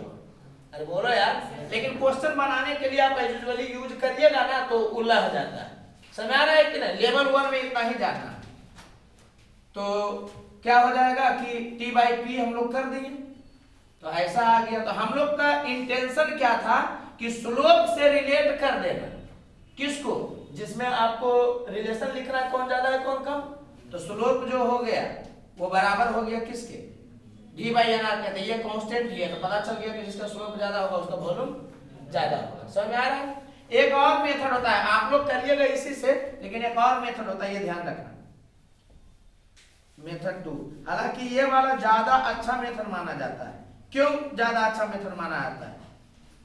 क्योंकि ये जो मेथड बताएंगे ना वो हर जगह पर एप्लीकेबल होगा। स्लोप वाला जो है वो वाला एप्लीकेबल कब होगा? जब स्ट्रेट लाइन का ही बात करेगा तो। लेकिन अगर स्ट्रेट लाइन नहीं रहेगा, अलग ढंग का रहेगा, जैसे कि इस टाइप का रहेगा, समझ में आ रहा है कि नहीं? तो आप क्या करिएगा कि स्लोप से पता करने का कोशिश करिएगा तो अलवला जाइएगा, मतलब दिक्कत लगेगा। बात समझ में आ रहा है? तो यहां समझिएगा क्या किया जा सकता है। ये एक कॉमन मेथड है, ये ज्यादा कॉमन मेथड है। यहां पे दिया हुआ है T, यहां पे दिया हुआ है P, ठीक है? इस ढंग से आपको ग्राफ दिए हुए, इस ढंग से ग्राफ दिए हुए, ठीक है? तो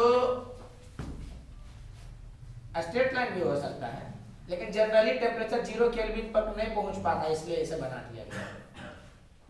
तो ये वाला कितना था? V1, ये V2 और ये V3। इसमें क्या किया जाता है ना कि एक हॉरिजॉन्टल और एक वर्टिकल लाइन आप खींचिएगा, ठीक है?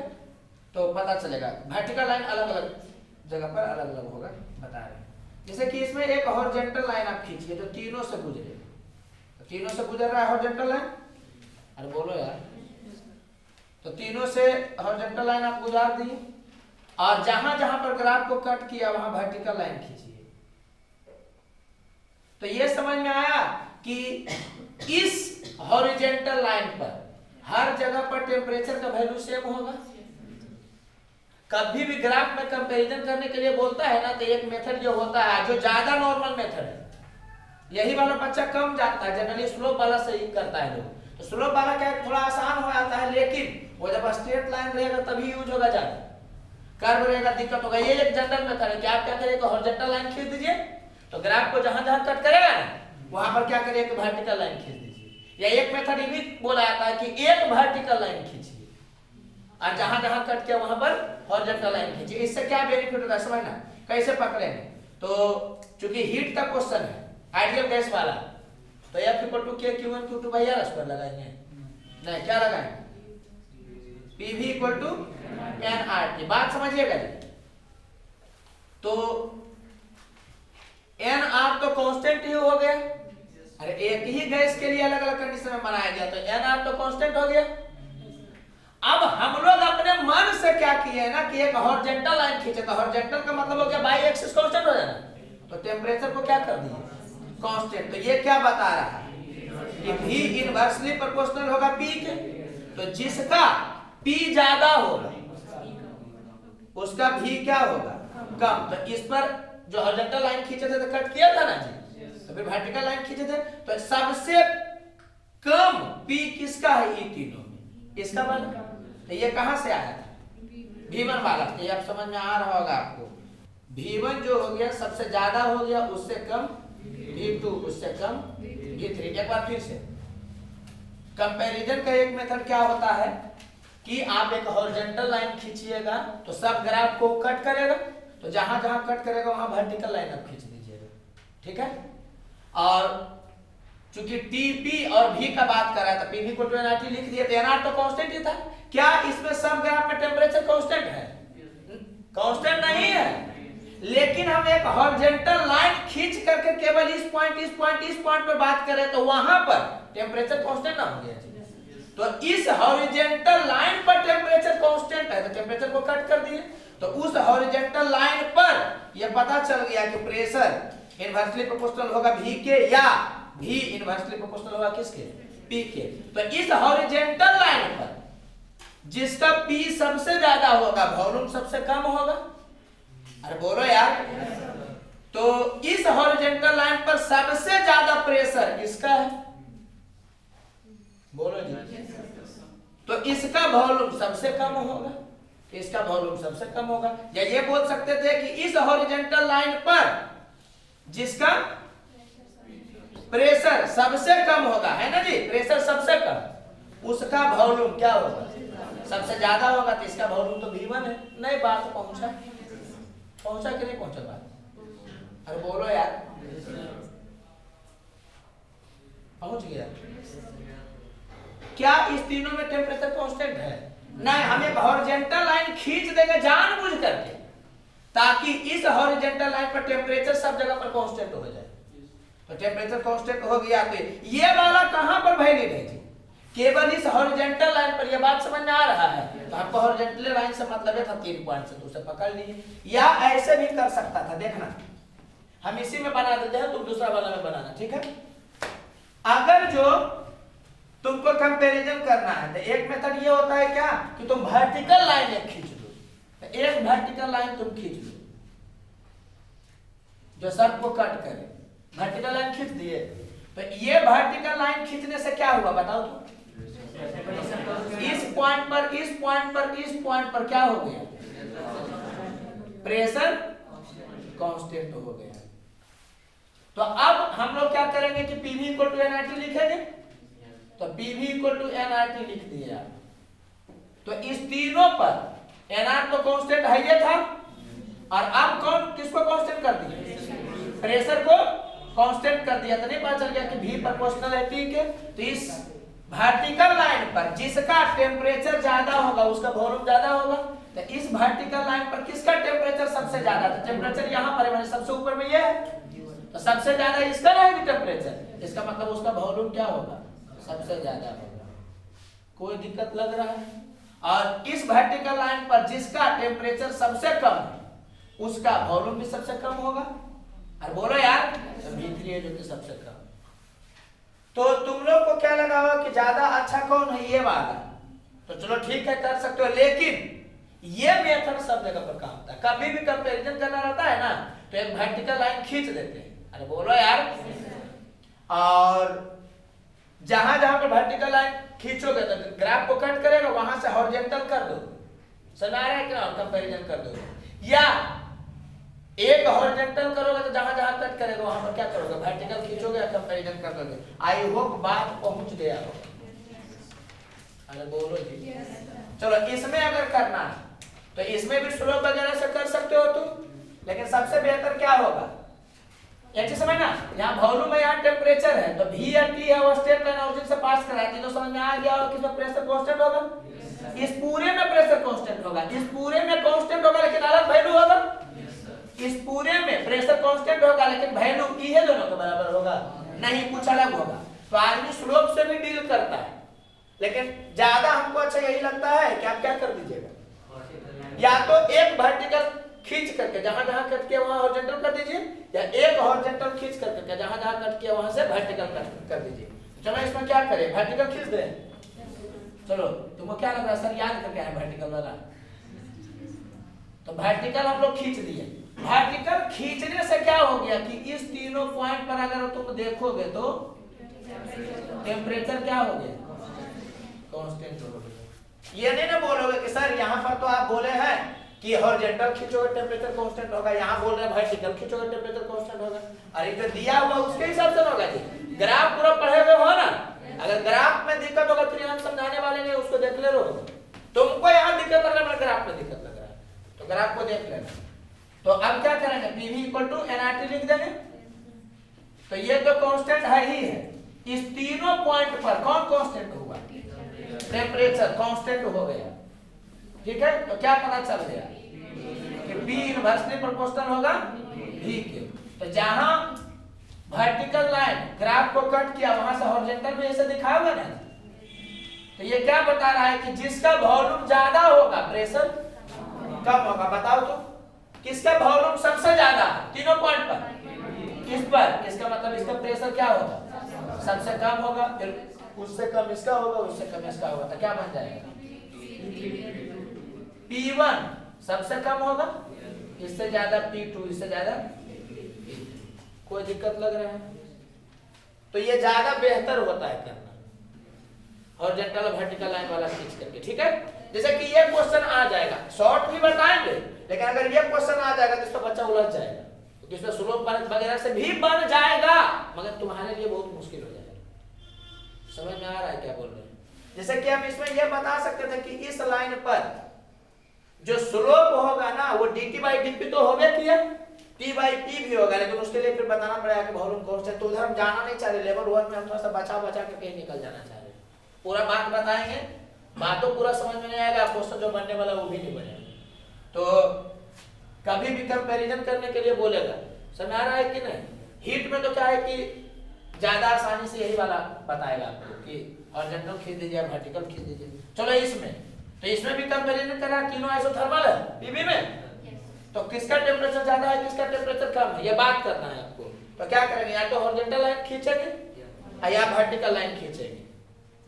ठीक है, क्या करना चाहते हो, हॉरिजॉन्टल लाइन खींचना चाहते हो तो खींचो। तो हॉरिजॉन्टल लाइन खींचना दिए, तो हॉरिजॉन्टल लाइन खींच दिए तो जहां जहां कट करेगा वहां पर क्या करेंगे, वर्टिकल लाइन खींचेंगे। अरे बोलो यार, तो इसमें भी लिखे पीवी इक्वल टू एनआरटी,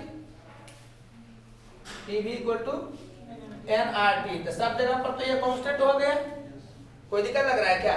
और हम लोग क्या किए, तीनों में प्रेशर को कांस्टेंट कर, तीनों में प्रेशर कांस्टेंट था क्या, नहीं, लेकिन ये हॉरिजॉन्टल लाइन खींच करके हम तीनों में प्रेशर कांस्टेंट कर दिए। तो ये क्या बता रहा है कि वॉल्यूम डायरेक्टली प्रोपोर्शनल होगा टेम्परेचर के, तो जिसका वॉल्यूम ज्यादा उसका टेम्परेचर ज्यादा। तो बताओ तो ऐसे खींचे हो तो किसका वॉल्यूम सबसे ज्यादा है, इसका ना जी, इसका मतलब ये जहां से आया होगा उसका टेम्परेचर ज्यादा। अरे बोलो यार, तो वैसे कर लोगे, सबसे ज्यादा T3 हो गया, उससे कम T2, उससे कम T1। कोई दिक्कत लग रहा है क्या? आइसोथर्मल वाला में जी बच्चा यादें रखता है, ठीक है, कि पीवी ग्राफ में आइसोथर्मल बना देगा, पीवी ग्राफ में आइसोथर्मल बना देगा, तो ऑरिजिन से जो जितना ज्यादा दूर रहेगा उसका टेम्परेचर उतना ही ज्यादा रहेगा। ये एक शॉर्टकट बना दिया जाता है, तो बिना पेन टच किए भी अगर कोई देखेगा कि पीवी है या वीपी है, समझ आ रहा है कि नहीं, तो ऑरिजिन से जो जितना ज्यादा दूर रहेगा टेम्परेचर उसका उतना ही ज्यादा होगा। तो T3 वाला ऑरिजिन से सबसे ज्यादा दूर है, इसका मतलब इसका टेम्परेचर सबसे ज्यादा है, तो वैसे आदमी कर सकता है। बोलो यार, क्या कोई दिक्कत रह गया है? समझ आ रहा है? यहाँ पर हम क्यों बचते हैं slope equal to T by P बोलने से, कि तुम आदतें नहीं धर लो, तो स्लोप T बाई P है। स्लोप बाई बाई x नहीं होता है, स्लोप क्या होता है, D बाई बाई x होता है। एक बार फिर से हम बोल रहे हैं, क्या इस तीनों में प्रेशर कांस्टेंट है? नहीं, अरे टेम्परेचर ना कांस्टेंट था जी, इस लाइन पर टेम्परेचर कांस्टेंट, इस लाइन पर टेम्परेचर कांस्टेंट, इस लाइन पर टेम्परेचर कांस्टेंट, टेम्परेचर अलग अलग है। तो हॉरिजॉन्टल वर्टिकल लाइन वाला जो कांसेप्ट आया है ना, वो आया इससे कि जो वेरिएबल भी है तीनों में, तो खींच कर करके एक पार्ट को कांस्टेंट बना देते हैं। जैसे कि इस जगह पर, इस जगह पर, इस जगह पर प्रेशर तो कांस्टेंट ना हो गया। अरे बोलो यार, उससे कम भी। वर्टिकल भी खींच के करोगे तो वही आएगा। देखो यहाँ पर तुम वर्टिकल खींच देते पहले एक लाइन ऐसा, ये अलग वाला बता रहे, मैंने हॉरिजॉन्टल नहीं, वर्टिकल खींच दिए। तो वर्टिकल खींच लोगे तो क्या हो जाएगा बताओ, तो कौन कांस्टेंट हो जाएगा? वॉल्यूम। तो पहले PV इक्वल टू nRT लिखोगे, तो ये तो कांस्टेंट है, ये वॉल्यूम को भी कांस्टेंट कर दिया गया। तो ये क्या बता रहा है कि T प्रोपोर्शनल हो गया ना P के जी। तो इस तीनों में जिसका प्रेशर ज्यादा होगा उसका टेम्परेचर ज्यादा होगा। तो यहाँ देखो इसका प्रेशर सबसे ज्यादा ना होगा जी, इसका मतलब इसका टेम्परेचर सबसे ज्यादा होगा। देख लो ऐसे आइसोथर्मल वाला में क्या करोगे कि एज ए शॉर्टकट याद रखोगे कि ओरिजिन से जो जितना ज्यादा दूर होगा उसका टेम्परेचर उतना ही ज्यादा होगा। अरे बोलो ये सब में क्यों नहीं रखवा रहे? तो कि यहाँ पर P दिया है ना, हो सकता है कि यहाँ पर P देगा, यहाँ T देगा तो फिर उल्टा होने लगे। यहाँ पर T, यहाँ पर V देगा तो उल्टा होने लगे। तो स्लोप वाला से जो बनाता है ना, वो एक्चुअली में क्या है कि नहीं होता है कि गलती से सही हो जा रहा है। तुम लोग कैसा तो तुम्हारे लह गया, तुमको लगता है कि वो मेथड सही है। एक्चुअली यहाँ कहानी यही हो जा रहा है कि dy by dx y x के बराबर हो जा रहा है। तो क्या है कि तुम्हारा क्या है कि गलती से भी बनाते हो तो सही हो जा रहा है। नहीं बात को क्या बोल रहे हैं हम, बस इतना ही बात बोलना चाह रहे हैं कि स्लोप y बाई x नहीं होता है। स्लोप क्या होता है? dy by dx। यहां पर क्या हो रहा है ना कि dy बाई dx बराबर हो जा रहा है y बाई x का। तुम y बाई x से बनाओगे तो क्या होगा कि मैच कर जाएगा आंसर। बोलो यार, लेकिन ये दिमाग में नहीं बैठ जाए कि अरे मैच तो कर गया था, इसका मतलब y बाई x से भी काम कर सकते हैं। समझ में आ रहा है कि नहीं? तो इसलिए नहीं समझ में आ रहा छोटू। तो आपको कंपैरिजन करना है तो वर्टिकल एंड हॉरिजॉन्टल एंगल खींच के कर दीजिएगा, चला आएगा। कोई दिक्कत लग रहा? अब आप जब इसको उतारिएगा तो आपको दो चीज उतारना पड़ेगा, एक क्वेश्चन वाला उतारना अलग से, और समझ में आ रहा है, और सॉल्यूशन में इसको फिर उतारोगे जो यहाँ पर पूरा बना हुआ है। क्वेश्चन में उतारोगे जो क्वेश्चन में दिया हुआ था, और सॉल्यूशन में क्या उतारोगे जो अब पूरा बना हुआ। ये नहीं कि तुम भी क्वेश्चन में वैसे कर देना, बाद में पता ही नहीं चलेगा तो कोई क्वेश्चन क्या था। तो मतलब बाद में तुम पूछने आ रहे हो कि सर सब कुछ समझ में आ रहा है, बस क्वेश्चन क्या है ये समझ तो फिर गड़बड़ा जाएगा। अरे बात समझ में आ रहा है आपको कि नहीं आ रहा है? कोई दिक्कत? चलो यहां देखना चलो, आपको पूछा है कि इसमें कितना मोल है। देखो जब ideal gas equation PV equal to nRT पढ़ाया था उसी समय में सबसे छोटा क्वेश्चन यह बताया जाता है, लेकिन हुआ क्या कि हम नहीं करवाए थे, हम तो मेहनत से बताए हैं ना जी। PV इक्वल टू nRT बच्चा जानता ही है, लेकिन एक क्वेश्चन हम चाह रहे हैं कि कम से कम कर लो। तो क्या हो जाएगा बताओ? तो आपको मोल निकालना है तो PV इक्वल टू nRT से ही चलोगे? अरे बोलो यार। तो इसमें क्या निकालना है? n निकालना है, तो PV बाई RT होता है। ठीक है, तो यहाँ से पुट करोगे, P का वैल्यू कितना हो गया? 2। हाँ ATM में पुट कर रहे हो, ठीक है 2, और ये वाला V का वैल्यू 4, लीटर ATM में कर रहे हो बाई R। तो चूंकि लीटर ATM में तुम पुट किए हो, ये हो जाएगा 0.0821, और T का वैल्यू केल्विन में 300। इसी को बना लोगे। ये समझ में आया ना जी कि ये वाला हुआ एटीएम में लीटर में, लीटर एटीएम आया होगा, तीन लीटर एटीएम है, लीटर एटीएम कट गया। तो आप समझ रहे हो? अच्छा इसमें मान लो कि ये वो कर देता मीटर क्यूब, तब कैसे करते? अब ए वो कोई एटीएम में लिखे हो तो दूसरा मीटर क्यूब में भी रहता तो उसको क्या करते? लीटर में बदलते। कल बताए थे ना 1 लीटर 10⁻³ मीटर क्यूब या 1 मीटर क्यूब। याद रखना 1 लीटर किसके बराबर होता है?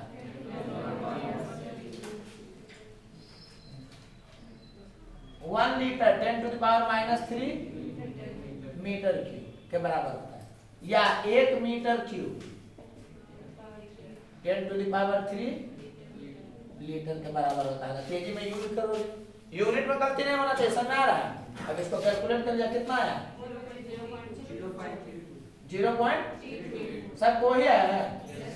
अच्छा तो 0.32 हो गया, कितना ही मोल हो गया। तो ये तो बच्चा टाइप का सवाल था, बस खाली यूनिट वगैरह में गड़बड़ नहीं हो देख लीजिएगा। अरे बोलो यार। अच्छा बहुत सारा बच्चा में कहाँ गलती होता है कि आपको दे देगा कि 2 लीटर कुछ भी लिक्विड अमोनिया है, समझ आ रहा है कि नहीं, तो उससे पूछ देगा कि मोल कितना है, तो पीवी को 2 नहीं लगा देना, वो गैस के लिए नहीं, आइडियल गैस के लिए, समझ आ रहा है कि नहीं। मैंने ये नहीं कि उस पर पीवी को 2 लगा दिए तो गड़बड़ा जाएगा। बस एज यूजुअल बात हम बता रहे हैं, तो इसमें कुछ समझाना है नहीं, बस खाली यूनिट के बारे में बोलना है। ये समझ में आया ना कि आर को तुम लीटर एटीएम वाला में तभी पुट करोगे जब इस सबको भी लीटर एटीएम में पुट करो। अगर ये वाला रहता किसमें, पास्कल में रहता, और ये वाला मीटर क्यूब में रहता, तो इस समझ में आ रहा है कि आर का ऐसा यूनिट यूज करते, तो आर का ऐसा यूनिट कितना हो जाता है 8.31। अरे बोलो यार, कोई दिक्कत लग रहा है, कोई दिक्कत? चलो दिल में और काहे लग रहा है, ये बात आपको समझ में आ गया था, तो उतारिएगा तो अलग उतारिएगा, जब सॉल्यूशन करोगे तो ये वाला नहीं उतार देना, तुमको ये इसने बताया गया, वो तो अभी बोलो जी। चलो अब यहाँ पर देखना, चलो आज नहीं तो कल नहीं तो परसों, मतलब जब भी एग्जाम लेगा तो आपको कभी ना कभी फंसाएगा जरूर, तो ये ध्यान रखिएगा कि स्टैंडर्ड टेम्परेचर एंड प्रेशर में या एसटीपी में बच्चा जनरली सोचता है कि प्रेशर जो होता है ना वो कितना होता है 1 atm, तो वो बात नहीं, समझ में आ रहा है क्या बोल रहे हैं। माने आईयूपीएससी वाला जो होता है ना जी, तो उसके हिसाब से standard temperature and pressure define किया गया है 0 डिग्री सेल्सियस एंड 10⁵ पास्कल पर, या 10⁵ पास्कल को क्या बोलता है 1 बार भी बोलता है। एक बार फिर से, स्टैंडर्ड टेम्परेचर एंड प्रेशर और नॉर्मल टेम्परेचर एंड प्रेशर में अंतर है। नॉर्मल वाला में ना तुम्हारा दिल जो बोलेगा या जो तुमको कन्वीनियंट लगेगा, समझ आ रहा है कि नहीं, साइंटिस्ट भी वही बात बोला है। लेकिन स्टैंडर्ड टेम्परेचर एंड प्रेशर ये क्या है, स्टैंडर्ड है। अब तुम्हारा दिल माने चाहे नहीं माने उसको एक्सेप्ट करना पड़ेगा, नाम ही नहीं पता चला, स्टैंडर्ड है, वो किसी का सुन नहीं रहा है। और नॉर्मल वाला में वो नॉर्मल है, नॉर्मली जो दिखता है वो होगा। और बोलो, तो ये ध्यान रखिएगा, तो क्यों हो सकता है क्यों फंसाए। आप किसी भी बच्चा पूछेगा एसटीपी का मतलब, तो बोलता है 0 डिग्री सेल्सियस और 1 atm, यहाँ गलती हो जाएगा। न्यूमेरिकल बनाने के लिए वो चलता है, अरे बोलो यार, लेकिन थ्योरेटिकली वो कहीं नहीं तुमको फंसा नहीं। तो ये ध्यान रखिएगा कि स्टैंडर्ड टेम्परेचर प्रेशर में ये तो 0 डिग्री सेल्सियस ही हुआ, ये वाला 1 atm नहीं होता, 1 atm से थोड़ा सा कम होता है, समझ आ रहा है कि नहीं। तो 0.987 atm होता है या 10⁵ पास्कल होता है। एक चीज आप याद किए होंगे, 1 atm ये किसके बराबर होता है 1.013 इंटू 10⁵ पास्कल के बराबर, या 1 मिनट इसको भी याद रखिएगा जी, थोड़ा सा कंफ्यूज मत होना, बस खाली लिख दे रहे हैं। यहां देखना जी 1 atm, तो ये तो आप याद किए हैं 1.01 इंटू 10⁵ पास्कल, समझ ना, ये तो बताइए चुके थे, तो लिखे का है। ये भी याद रखना 10⁵ पास्कल जो होता है वो 1 बार के बराबर होता है, तो इसका मतलब कितना हो गया 1.013, तो 2 तरफा याद रखोगे तुम, 1 atm इतना बार के बराबर होता है या 1 बार इतना atm के बराबर होता है। तो कोई बड़ा अच्छा तो है 0.987 डिक्रीजिंग ऑर्डर में लग रहा है। ये न्यूमेरिकल बनाने में आपको बहुत काम नहीं देगा, तो 1.013 इंटू 10⁵ बोलता है, बहुत सारा बच्चा डायरेक्ट 1.01 इंटू 10⁵ बोलता है या डायरेक्ट 10⁵ बोलता है न्यूमेरिकल में, तो उलझ जाएगा। लेकिन थ्योरेटिकली आप नहीं फंस जाइएगा, बात पहुंच रहा है कि नहीं, क्या बोल रहे हैं। पहला चीज 1 atm 1 बार के बराबर नहीं होता है, समझ में आया। 1 atm जो होता है वो इतना बार के बराबर होता है। और स्टैंडर्ड जो भी चलेगा वो एटीएम के हिसाब से नहीं चलेगा, वो बार के हिसाब से चलेगा। अरे बोलो यार, नॉर्मल में 1 एटीएम रहता है ना प्रेशर, तो नॉर्मल वाला 1 एटीएम से खेल होता है। समझ में आ रहा है? थ्योरेटिकली है कहीं फंसा नहीं दे। तो एक तो तेजी में आप याद रखिएगा कि 1 एटीएम इतना बार के बराबर होता है या 1 बार इतना एटीएम के बराबर होता है। अरे बात समझ में आ रहा है? कोई दिक्कत लग रहा है? तो स्टैंडर्ड वाला जो डिफाइन किया गया है वो 0 डिग्री सेल्सियस एंड 1 बार पर, 1 बार बोले तो 10⁵ पास्कल पर, 1 एटीएम पर नहीं किया गया है। समझ में आया कि नहीं? तो इस सिचुएशन में अगर पीवी इक्वल टू एनआरटी में एन का वैल्यू 1 रखोगे तो वॉल्यूम आएगा 22.7 लीटर, 22.4 लीटर नहीं आता जो आप याद करके रहते हैं। अरे बात समझ में आया? 22.4 लीटर ये कब आता है? जब 0 डिग्री सेल्सियस और प्रेशर क्या हो 1 एटीएम, तब 1 मोल का इतना आता है। समझ में आया कि नहीं? अरे बोलो यार।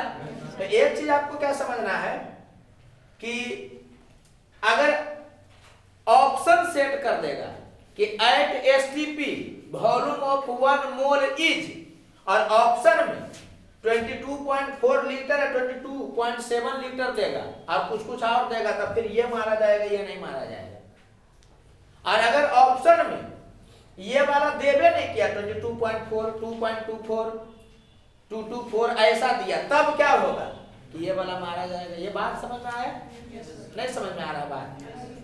न्यूमेरिकल बनाना है तो एसटीपी बोलता है ना, तो इसी पर लोग खेल लेता है न्यूमेरिकल में। लेकिन अगर वो पूछ देगा तो समझ जाना कि इस दोनों में वो डिफरेंस के ही बारे में बातें करना चाह रहा है, ऑप्शन में ऐसा ही देगा। आप नहीं क्लियर हुआ तब क्लियर होगा। अरे बात समझ में आया? कोई दिक्कत लग रहा है? ठीक उसी ढंग से समझना कि एमटीपी है नॉर्मल टेम्परेचर एंड प्रेशर। तो इसमें जो दिमाग बोलेगा आपका या जो चाहिए वही साइंटिस्ट भी बोलेगा। नॉर्मल टेम्परेचर एंड प्रेशर में नॉर्मली प्रेशर कितना होता है? समझ में आया? नॉर्मली टेम्परेचर कितना होता है? तो 20 डिग्री सेल्सियस 25 डिग्री सेल्सियस बोला था, डिफाइन किया गया 20 डिग्री सेल्सियस। अरे बोलो यार। तो इसमें तुम 1 मोल का वॉल्यूम निकालोगे 24.05 लीटर आता है। यहां भी कंफ्यूज हो गए तुम। एनटीपी एसटीपी दोनों पर 22.4 लीटर करके आगे बढ़ते होगे, याद होगा। तो न्यूमेरिकली एसटीपी एनटीपी बोलेगा तो तुम 22.4 लीटर मान करके आगे बढ़ जा सकते हो। ऐसे एनटीपी पर भी ध्यान रखना है कि इतना होता है। एनटीपी का चर्चा बहुत कम करता है हम लोग, समझ आ रहा है कि नहीं? कभी करता भी है ना तो तुम 22.4 मार के आगे बढ़ जाते हो, तो ऑप्शन अगल बगल में आता है तो पकड़ा जाता है। समझ में आ रहा है कि नहीं? लेकिन अगर वो फंसाना चाहेगा तो फंसा लेगा। सबसे पहला चीज एनटीपी एसटीपी सेम नहीं है, अलग अलग कंडीशन ना है, तो उसमें रिजल्ट सेम ही आएगा ना। लेकिन तुम एनटीपी पर भी वही मारते हो, एसटीपी पर भी वही मारते हो। अरे बोलो यार। तो गलती नहीं हो इसलिए इसको बताया गया। समझ में आया? बोलो स्टैंडर्ड टेम्परेचर प्रेशर। टेम्परेचर में कोई डाउट है नहीं, तो आपको याद रहता है कि स्टैंडर्ड है तो 0 डिग्री सेल्सियस लिया गया और नॉर्मल में 20 डिग्री सेल्सियस हो गया। प्रेशर नॉर्मल का बात करेगा तो जो नॉर्मली आपको दिखता है, नॉर्मली कितना दिखता है 1 एटीएम। तो 1 एटीएम अभी नहीं करना, हमको दिखता नहीं, मैंने आप समझ रहे हो कि 1 एटीएम होता है। और स्टैंडर्ड वाला में 1 एटीएम नहीं होता, 1 एटीएम तो थोड़ा सा कम होता है। समझ में आ रहा है कि ना? 1 बार होता है। 1 बार बोले तो 10⁵ पास्कल। पास्कल ऐसा यूनिट है, देखो ना लिख दिया 1 बार 10⁵ पास्कल होता है। ये सब रिजल्ट याद रख सकते हो कि 1 एटीएम इतना बार के बराबर था। बार का मतलब ये होगा 10⁵ पास्कल। बोलो जी। तो यहाँ गड़बड़ नहीं होना चाहिए। तो हम लोग जब भी बोलेगा कि एट एसटीपी तो आपको समझ जाना है कि 1 मोल का वॉल्यूम 22.4 लीटर ही होगा, क्योंकि जनरली बुक वगैरह भी यही यूज करता है। लेकिन अगर वो थ्योरेटिकली पूछेगा तो आपको समझ जाना, अगर ये दोनों ऑप्शन दे दिए तो आपको समझ जाना क्या कि 22.7 लीटर होगा। समझ में आया? नहीं बात पहुंचा के पहुंच गया, पहुंच गया, कोई दिक्कत लग रहा है? अब ये बात देखो, इसके बाद फिर अब रियल गैस स्टार्ट करेंगे, ठीक है? रियल गैस के बारे में फिजिक्स में कम पढ़ना है, केमिस्ट्री में ज्यादा पढ़ना, तो दोनों को हम पढ़ा देंगे ताकि उसको उलटने की जरूरत नहीं पड़े। ये सब याद कर लोगे, समझ में आ रहा है? ये सब भी याद कर लोगे। देखो हम लोग जो पढ़े थे most probable speed, average speed और आरएमएस स्पीड, तो मैक्सवेल नाम के जो साइंटिस्ट थे ना, वो एक ग्राफ बनाए थे कि कितने मॉलिक्यूल का स्पीड कितना होगा, मतलब सब मॉलिक्यूल का स्पीड एक नहीं ना होगा जी। अरे बोलो यार, अलग अलग मॉलिक्यूल का स्पीड क्या होगा, अलग अलग होगा, समझ आ रहा है कि नहीं? तो मॉलिक्यूल का नंबर और स्पीड के बीच में एक ग्राफ का वो इक्वेशन बनाया, तो वो इक्वेशन आपको नहीं पढ़ना, वो बड़ा लंबे से इक्वेशन आता है, ठीक है? आपको बस केवल ग्राफ पढ़ना है। तो मैक्सवेल के हिसाब से यहाँ पर नंबर ऑफ मॉलिक्यूल रखोगे और यहाँ स्पीड रखोगे तो ऐसा ग्राफ बनेगा। ये क्या बोलता है कि इस स्पीड से कितना मॉलिक्यूल मूव कर रहा होगा या फ्रैक्शन ऑफ मॉलिक्यूल मूव कर रहा होगा। नहीं बात समझे? छोड़ो, ज्यादा समझाएंगे और पहुंच जाएगा। तुम सीधे याद रखना कि यहाँ पर नंबर ऑफ मॉलिक्यूल या फ्रैक्शन ऑफ मॉलिक्यूल रखेगा और यहाँ पर स्पीड रखेगा, तो मैक्सवेल के हिसाब से ये वाला ग्राफ बनता है, ठीक है? तो ये समझ में आ रहा होगा कि सबसे ज्यादा मॉलिक्यूल किस स्पीड से चल रहा है।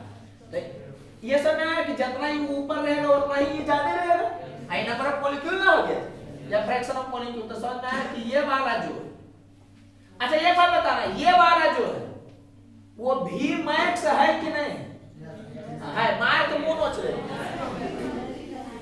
ये वाला जो है वो सबसे ऊपर है, तो बाई एक्सिस में सबसे ज्यादा होगा। बाई एक्सिस पर कौन रखा है? नंबर ऑफ मोल, तो भी कैसे ज्यादा होगा? ये सबसे कम इन तीनों में बोल सकते हो, इससे देखो तो नहीं ना होगा। नहीं बात समझ में आया क्या बोल रहे हैं? समझना फिर से। अरे जितना ऊपर दिखेगा ना जी ग्राफ, तो बाई एक्सिस का वैल्यू ज्यादा होता है। तुम लोगों में प्रॉब्लम क्या है कि ऊपर देखे तो पूछेगा कि कुत्ता का हाइट सबसे ज्यादा किसका है, तो इसी का। ये प्रॉब्लम है, लड़का में प्रॉब्लम है कि देखा ऊपर में तो समझ गया कि उसका सब कुछ ज्यादा होगा। नहीं भाई, उसका बाई एक्सिस ज्यादा होगा। अरे बोलो, इसको समझने का प्रयास करना। सबसे ऊपर में देखे तो यहाँ पर कौन सबसे ज्यादा होगा? बाई एक्सिस ज्यादा होगा। तो बाई एक्सिस पर क्या लिखा हुआ है? नंबर ऑफ मॉलिक्यूल या फ्रैक्शन ऑफ मॉलिक्यूल। इसका मतलब इस जगह पर फ्रैक्शन ऑफ मॉलिक्यूल सबसे ज्यादा, जो इस वेलोसिटी से चल रहा है यहाँ पर है ना जी, या जिस स्पीड से चल रहा है, तो जिस स्पीड से सबसे ज्यादा मॉलिक्यूल मूव करता है वो क्या कहलाता है? मोस्ट प्रोबेबल कहलाता है। ये बात समझ में आया कि ये वाला भी एमपी हो जाएगा, मोस्ट प्रोबेबल हो जाएगा? नहीं समझ में आया। और मोस्ट प्रोबेबल, ठीक है, समझ गए कि मोस्ट प्रोबेबल, और इससे ज्यादा जो होता है वो एवरेज वेलोसिटी होता है। अभी तीन को बनाया गया, मोस्ट प्रोबेबल, एवरेज और आरएमएस। तो ये वाला है जो कि क्या होता है? एवरेज वाला होता है। और सबसे ज्यादा ये वाला, तीनों का चर्चा कर रहे हैं, तो ये वाला क्या होगा? सबसे ज्यादा स्पीड भी आरएमएस का ही होता है।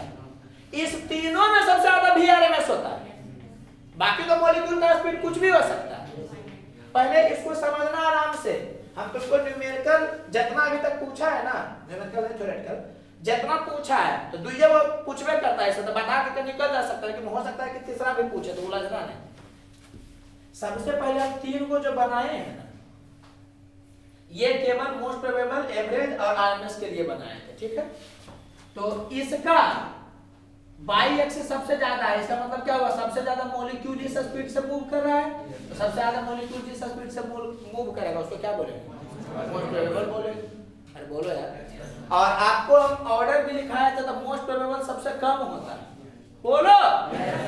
एवरेज क्या होता है उससे ज्यादा, भी आरएमएस उससे ज्यादा है। तो अगर ये मोस्ट प्रोबेबल स्पीड है तो हर हालत में एवरेज उससे ज्यादा होगा, तो एवरेज कुछ इधर होगा और भी आरएमएस और उधर होगा। बोलोगे बात पहुंच रहा है ना? हमको पता नहीं, बार बार दिमाग में पता है क्या आ जा रहा है कि तुम ग्राफ नहीं पढ़े हो, ग्राफ जिसका छोटा हो नहीं देखे हुए हो ग्राफ, तो क्या लग रहा है कि पता नहीं ग्राफ पे फीलिंग आ रहा हो कि नहीं। तो हमें मान के चल रहे तुम ग्राफ पढ़े हो, यहाँ सुनते रहो खाली।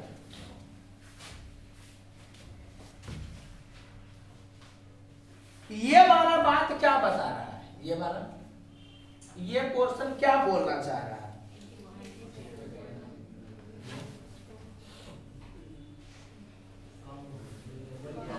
अच्छा इसमें कौन कम है बताओ? नंबर ऑफ मॉलिक्यूल कम है या स्पीड कम है? नंबर ऑफ मॉलिक्यूल जो नीचे रहेगा तो ये ना कम होगा। तो इस जगह पर क्या बता रहा है कि भी क्या है, मार के कपाल फोड़ देंगे, कम है भी यहाँ में, भी यहाँ तो भी बहुत ज्यादा है एंड नंबर ऑफ मॉलिक्यूल क्या है, नंबर ऑफ मॉलिक्यूल जो है वो कम। ये क्या बता रहा है बताओ तो? ये वाला जो ये क्या बता रहा है? इसमें ग्राफ नीचे है, इसका मतलब नंबर ऑफ मॉलिक्यूल क्या है, ज्यादा है, नंबर ऑफ मॉलिक्यूल कम है और भी कम है। भी देखोगे तो मैंने एक्स एक्सिस कम है। ये ग्राफ क्या बता रहा है? सबसे पहले ये समझना, आपको बताया जा चुका है कि गैस मॉलिक्यूल का स्पीड सेम नहीं होता है, तीनों को में होगा ये भी नहीं होता है। अरे बोलो यार, गैस मॉलिक्यूल का स्पीड 0 से लेकर के इंफिनिटी तक कुछ भी हो सकता है। अरे बोलो यार, ये ग्राफ क्या बताता है ये समझना। ये ग्राफ बताता है कि बहुत कम स्पीड से चलने वाला मॉलिक्यूल का नंबर भी बहुत कम है, अब बहुत ज्यादा स्पीड से चलने वाले मॉलिक्यूल का नंबर भी कम है। समझ में आया? मतलब बहुत कम स्पीड से बहुत कम मॉलिक्यूल मूव कर रहा है, अब बहुत ज्यादा स्पीड से भी बहुत कम ही मॉलिक्यूल मूव कर रहा है। लगभग का क्या होगा? तो बहुत ज्यादा नहीं होगा, बहुत कम नहीं होगा, बीचों बीच में कुछ कुछ कुछ कुछ कुछ कुछ होगा। अरे बोलो यार, तो ये ग्राफ बता रहा है कि बहुत कम स्पीड का मॉलिक्यूल का जो नंबर है वो कम होता है, और जैसे जैसे स्पीड बढ़ेगा तो नंबर ऑफ मॉलिक्यूल भी बढ़ता है, और उसके बाद फिर क्या होने लगता है कि और ज्यादा स्पीड में नंबर ऑफ मॉलिक्यूल घटने लगता है। मतलब बीचों बीच में ज्यादा मॉलिक्यूल मूव करता है। बात समझ में आ रहा है? कोई दिक्कत लग रहा है क्या? और मोस्ट प्रोबेबल एक बार पता चल जाएगा तो आपको पता है कि मोस्ट प्रोबेबल से ज्यादा होता है एवरेज। यहां से बता रहे हैं, वो याद किए हुए थे कि एवरेज बीच में होता है और मोस्ट प्रोबेबल सबसे कम है, तो मोस्ट प्रोबेबल ये। अब कुछ क्या अक्सर सबसे कम स्पीड तो ये वाला है। ये बात सच है कि ये स्पीड कम है, लेकिन हम ज्यादा कम किसमें कंपैरिजन कर रहे हैं? मोस्ट प्रोबेबल, एवरेज और आरएमएस वाला। पता नहीं, हमको लग रहा है तुम्हारा चेहरा देख के तुम लोग को लग रहा है कि कुछ बोल रहा होगा, ऐसा लग रहा है क्या? हम अपने तरफ से समझा चुके हैं। आज जो ग्राफ पढ़े हुए होगा उसको पूरा पता चल रहा होगा, ग्राफ पे नहीं पढ़े रहिएगा तो क्या होगा? क्योंकि तुम्हारा मुंह सूखा हुआ है तो हमको भी फीलिंग नहीं आ रहा है, ये प्रॉब्लम हो जा रहा है। हम अपने तरफ जो ग्राफ पढ़ लिया होगा ना उसको पता चल रहा, उसको तो लगेगा कि काहे बार बार बोल रहे। तो हम बात बता चुके हैं, समझ में है? तो ये वाला क्वेश्चन अभी तक नहीं पूछा है जो अब पूछना चाहिए। जैसे बोले आप किसी कंटेनर में बहुत हाई स्पीड से चलने वाले मॉलिक्यूल का नंबर बहुत ज्यादा होगा, बहुत कम होगा, क्या होगा? बहुत कम होगा। किसी कंटेनर में गैस मॉलिक्यूल है तो बहुत कम स्पीड से चलने वाले नंबर ऑफ मॉलिक्यूल का नंबर क्या होगा? समझ आ रहा है कि नहीं? एवरेज क्या होता है कि लगभग लगभग मॉलिक्यूल का बीचों बीच टाइप में होता है। ग्राफ देगा तो ये पता चल चुका होगा कि सबसे ज्यादा नंबर ऑफ मॉलिक्यूल इस स्पीड से मूव कर रहा है, ये मोस्ट प्रोबेबल है। और जब ये मोस्ट प्रोबेबल है तो हर हालत में इससे ज्यादा ही स्पीड एवरेज का होगा, उससे ज्यादा ही स्पीड समझ में आया? जैसे कि आपको क्या दे सकता था, ग्राफ दे दिया और आपको बोलेगा कि एवरेज स्पीड कौन हो सकता है, ये वाला और ये वाला, दो को ऐसे करता था। कैसे पता करते? सबसे ज्यादा जो पीक है वो मोस्ट प्रोबेबल को बताएगा, तो उससे ज्यादा ही होगा एवरेज वाला, इधर नहीं हो सकता। अरे बोलो यार, जैसे कि आपको ग्राफ ऐसे करके दे सकता है, देखो ग्राफ ऐसे करके दे सकता है, ये भी है और यहाँ n है, ऐसे दे सकता है। और ये बोल सकता है ना कि यहां पर ये वाला जो होगा वो भी भी आरएमएस वाला होगा। तो आप बताइए कि भी एवरेज कहां का मॉलिक्यूल होगा, नाम दे दे, पॉइंट दे रहे हैं, ए बी सी डी, समझना? तो बताओ तो भी एवरेज अगर तुमको कैलकुलेट करना है, ठीक है, मैंने पॉइंट के बारे में बताना है कि भी एवरेज किस पॉइंट पर होगा। ऑप्शन ए में दिया ए, ऑप्शन बी में दिया बी, ऑप्शन सी में दिया सी, ऑप्शन डी में दिया डी। बताओ तो कौन वाला होगा? कैसे पता चला? तो सबसे पहले किसको पकड़े?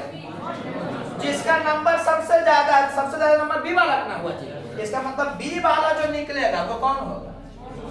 मोस्ट प्रोबेबल वाला होगा। बोलो यार। और आपको पता है कि एवरेज वाला मोस्ट प्रोबेबल से ज्यादा ही होगा, तो ये समझ में आ गया कि इससे उधरे होगा मोस्ट प्रोबेबल वाला, सॉरी एवरेज वाला। अरे ये तो मोस्ट प्रोबेबल हुआ ना, तो इससे उधर साइड में ही, माने ज्यादा वेलोसिटी वाले जोन में ही कौन होगा? एवरेज वाला होगा। तो अगर ये ना इंडिकेट करता तो बता नहीं सकते थे कि ये एवरेज है कि एवरेज है कि एवरेज है। बोलो यार। लेकिन ये इंडिकेट कर दिया कि ये वाला कौन है? आरएमएस। तो एवरेज वाला आरएमएस से कम होगा, अब मोस्ट प्रोबेबल से ज्यादा होगा, तो एक तो वो इंडिकेशन है कौन? सी वाला। तो ऐसे करके मारोगे। और कोई दिक्कत लग रहा है क्या? अब देखो तुमको फंसाते हैं, तुम फंसना नहीं। ये सब हम वो करवा रहे हैं तो जो जनरली बच्चा पढ़ाया नहीं जाता है। बाकी तो क्या है कि बोला पढ़ा दिया गया, कर दिया गया, तो अभी तक जो आया वो बन जाएगा, लेकिन वो फंसा सकता है, इसलिए जगह नहीं, इसलिए हम बना दिए।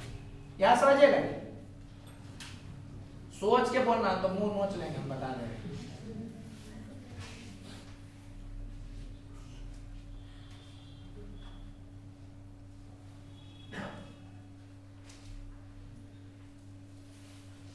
ऐसा ठीक है। तो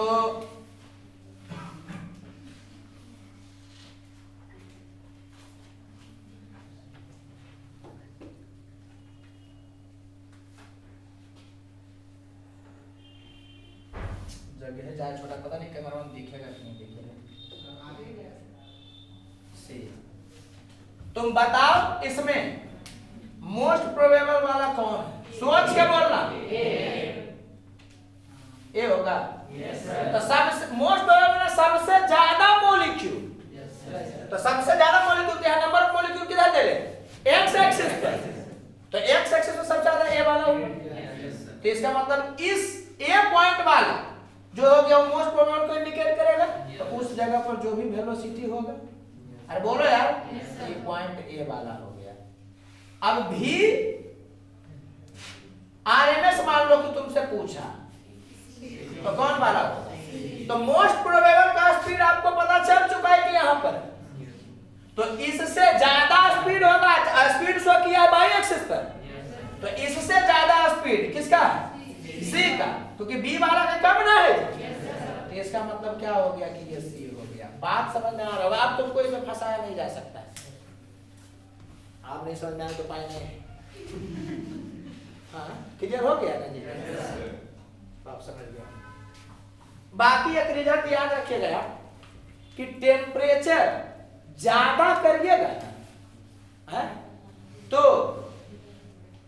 मोस्ट प्रोबेबल का भी स्पीड ज्यादा होगा। तो कॉमन सेंस का बात है, सब भी अरे भी एवरेज देखो, चाहे भी मोस्ट प्रोबेबल देखो, चाहे भी आरएमएस देखो, सब डायरेक्टली प्रोपोर्शनल है रूट टी के। अरे भी आरएमएस भी मोस्ट जो भी करिएगा तो √3 RT/m या 2 RT/m या 8 RT/m तो रूट टी का प्रोपोर्शनल ना है जी। तो समझना, ये ग्राफ बनाया गया किसी पार्टिकुलर टेम्परेचर पर और ये ग्राफ भी बनाया गया किसी पार्टिकुलर टेम्परेचर पर। तो इस ग्राफ के हिसाब से मोस्ट प्रोबेबल कहां पर आएगा, ये वाला होगा भी मोस्ट प्रोबेबल 1 के हिसाब से, और इस ग्राफ के हिसाब से ये वाला हो गया भी मोस्ट प्रोबेबल 2 के हिसाब से। तो इस दोनों में किस जगह पर मोस्ट प्रोबेबल का स्पीड ज्यादा है, T1 पर। मार के फिर कमाल कर, अरे यार तुमको बोला जाता है स्पीड, तो स्पीड जहां लिखा है एक्स एक्सिस होता है, एक्स एक्सिस में ज्यादा सोचोगे। तुमको बोला जाता है नंबर ऑफ मॉलिक्यूल, तो देखो कि वो कहां पर है, तो नंबर ऑफ मॉलिक्यूल अगर बाई पर है तो जिसका बाई ज्यादा नंबर ऑफ मॉलिक्यूल ज्यादा होगा। तुम हमेशा दिमाग में रखते हो ना कि ऊपर है तो ज्यादा, ऊपर है तो बाई एक्सिस ज्यादा है। तो ग्राफ को देखना, सूर्य में तुम जो गलती कर सकते हो ना, हमको पता है कि तुम क्या गलती कर सकते हो, कितना एक्सपीरियंस हमको है। पढ़ा देने के बाद लगभग केस में क्या होता है कि बच्चा डाउट नहीं पूछता है, थ्योरी वाला जो भी यहाँ पर हम बताते हैं। रीजन क्या है ना, तुमको हम हर चीज बता दें, रेयर केस में जो कुछ छूटेगा तुम पूछ सकते हो। तो ग्राफ में इसी चीज को हिट करके तुम सूर्य में बताए कि तुम्हारे साथ प्रॉब्लम क्या होगा, कि तुमसे पूछेगा कि ये वाला ज्यादा किसमें है, तो तुम सीधे क्या करोगे कि जो ऊपर है उसी को तुम देखोगे। ये गलती कहाँ हो रहा है, क्योंकि तुम 10th क्लास में पढ़े होगे, 9th क्लास में पढ़े हो, तो वहां यही बोला जाता है कि ज्यादा ऊपर तो ज्यादा चीज, यही ना बोला जाता है ज्यादा ऊपर तो ज्यादा क्वांटिटी। जनरली ऐसी चर्चा किया था, एक्स एक्सिस वाला का कम चर्चा किया था, तो दिमाग में बैठ जाता है जनरली। तो वहां पर पूछबे करता है आपसे हमेशा बाह्य एक्सिस के बारे में। तो समझ में आ रहा होगा आपको कि स्पीड मोस्ट प्रोबेबल स्पीड दोनों में किसमें ज्यादा है, इसमें ज्यादा है। इसका मतलब टेम्परेचर ज्यादा होगा, मोस्ट प्रोबेबल स्पीड जिसका ज्यादा होगा उसका टेम्परेचर ज्यादा होगा। ये समझ में आ रहा होगा कि T2 ज्यादा होगा किससे, T1। नहीं समझ में आ रहा है, कोई दिक्कत लग रहा है क्या? अब इसमें टेम्परेचर का चर्चा नहीं किया था, किसी पार्टिकुलर टेम्परेचर पर ग्राफ बना हुआ।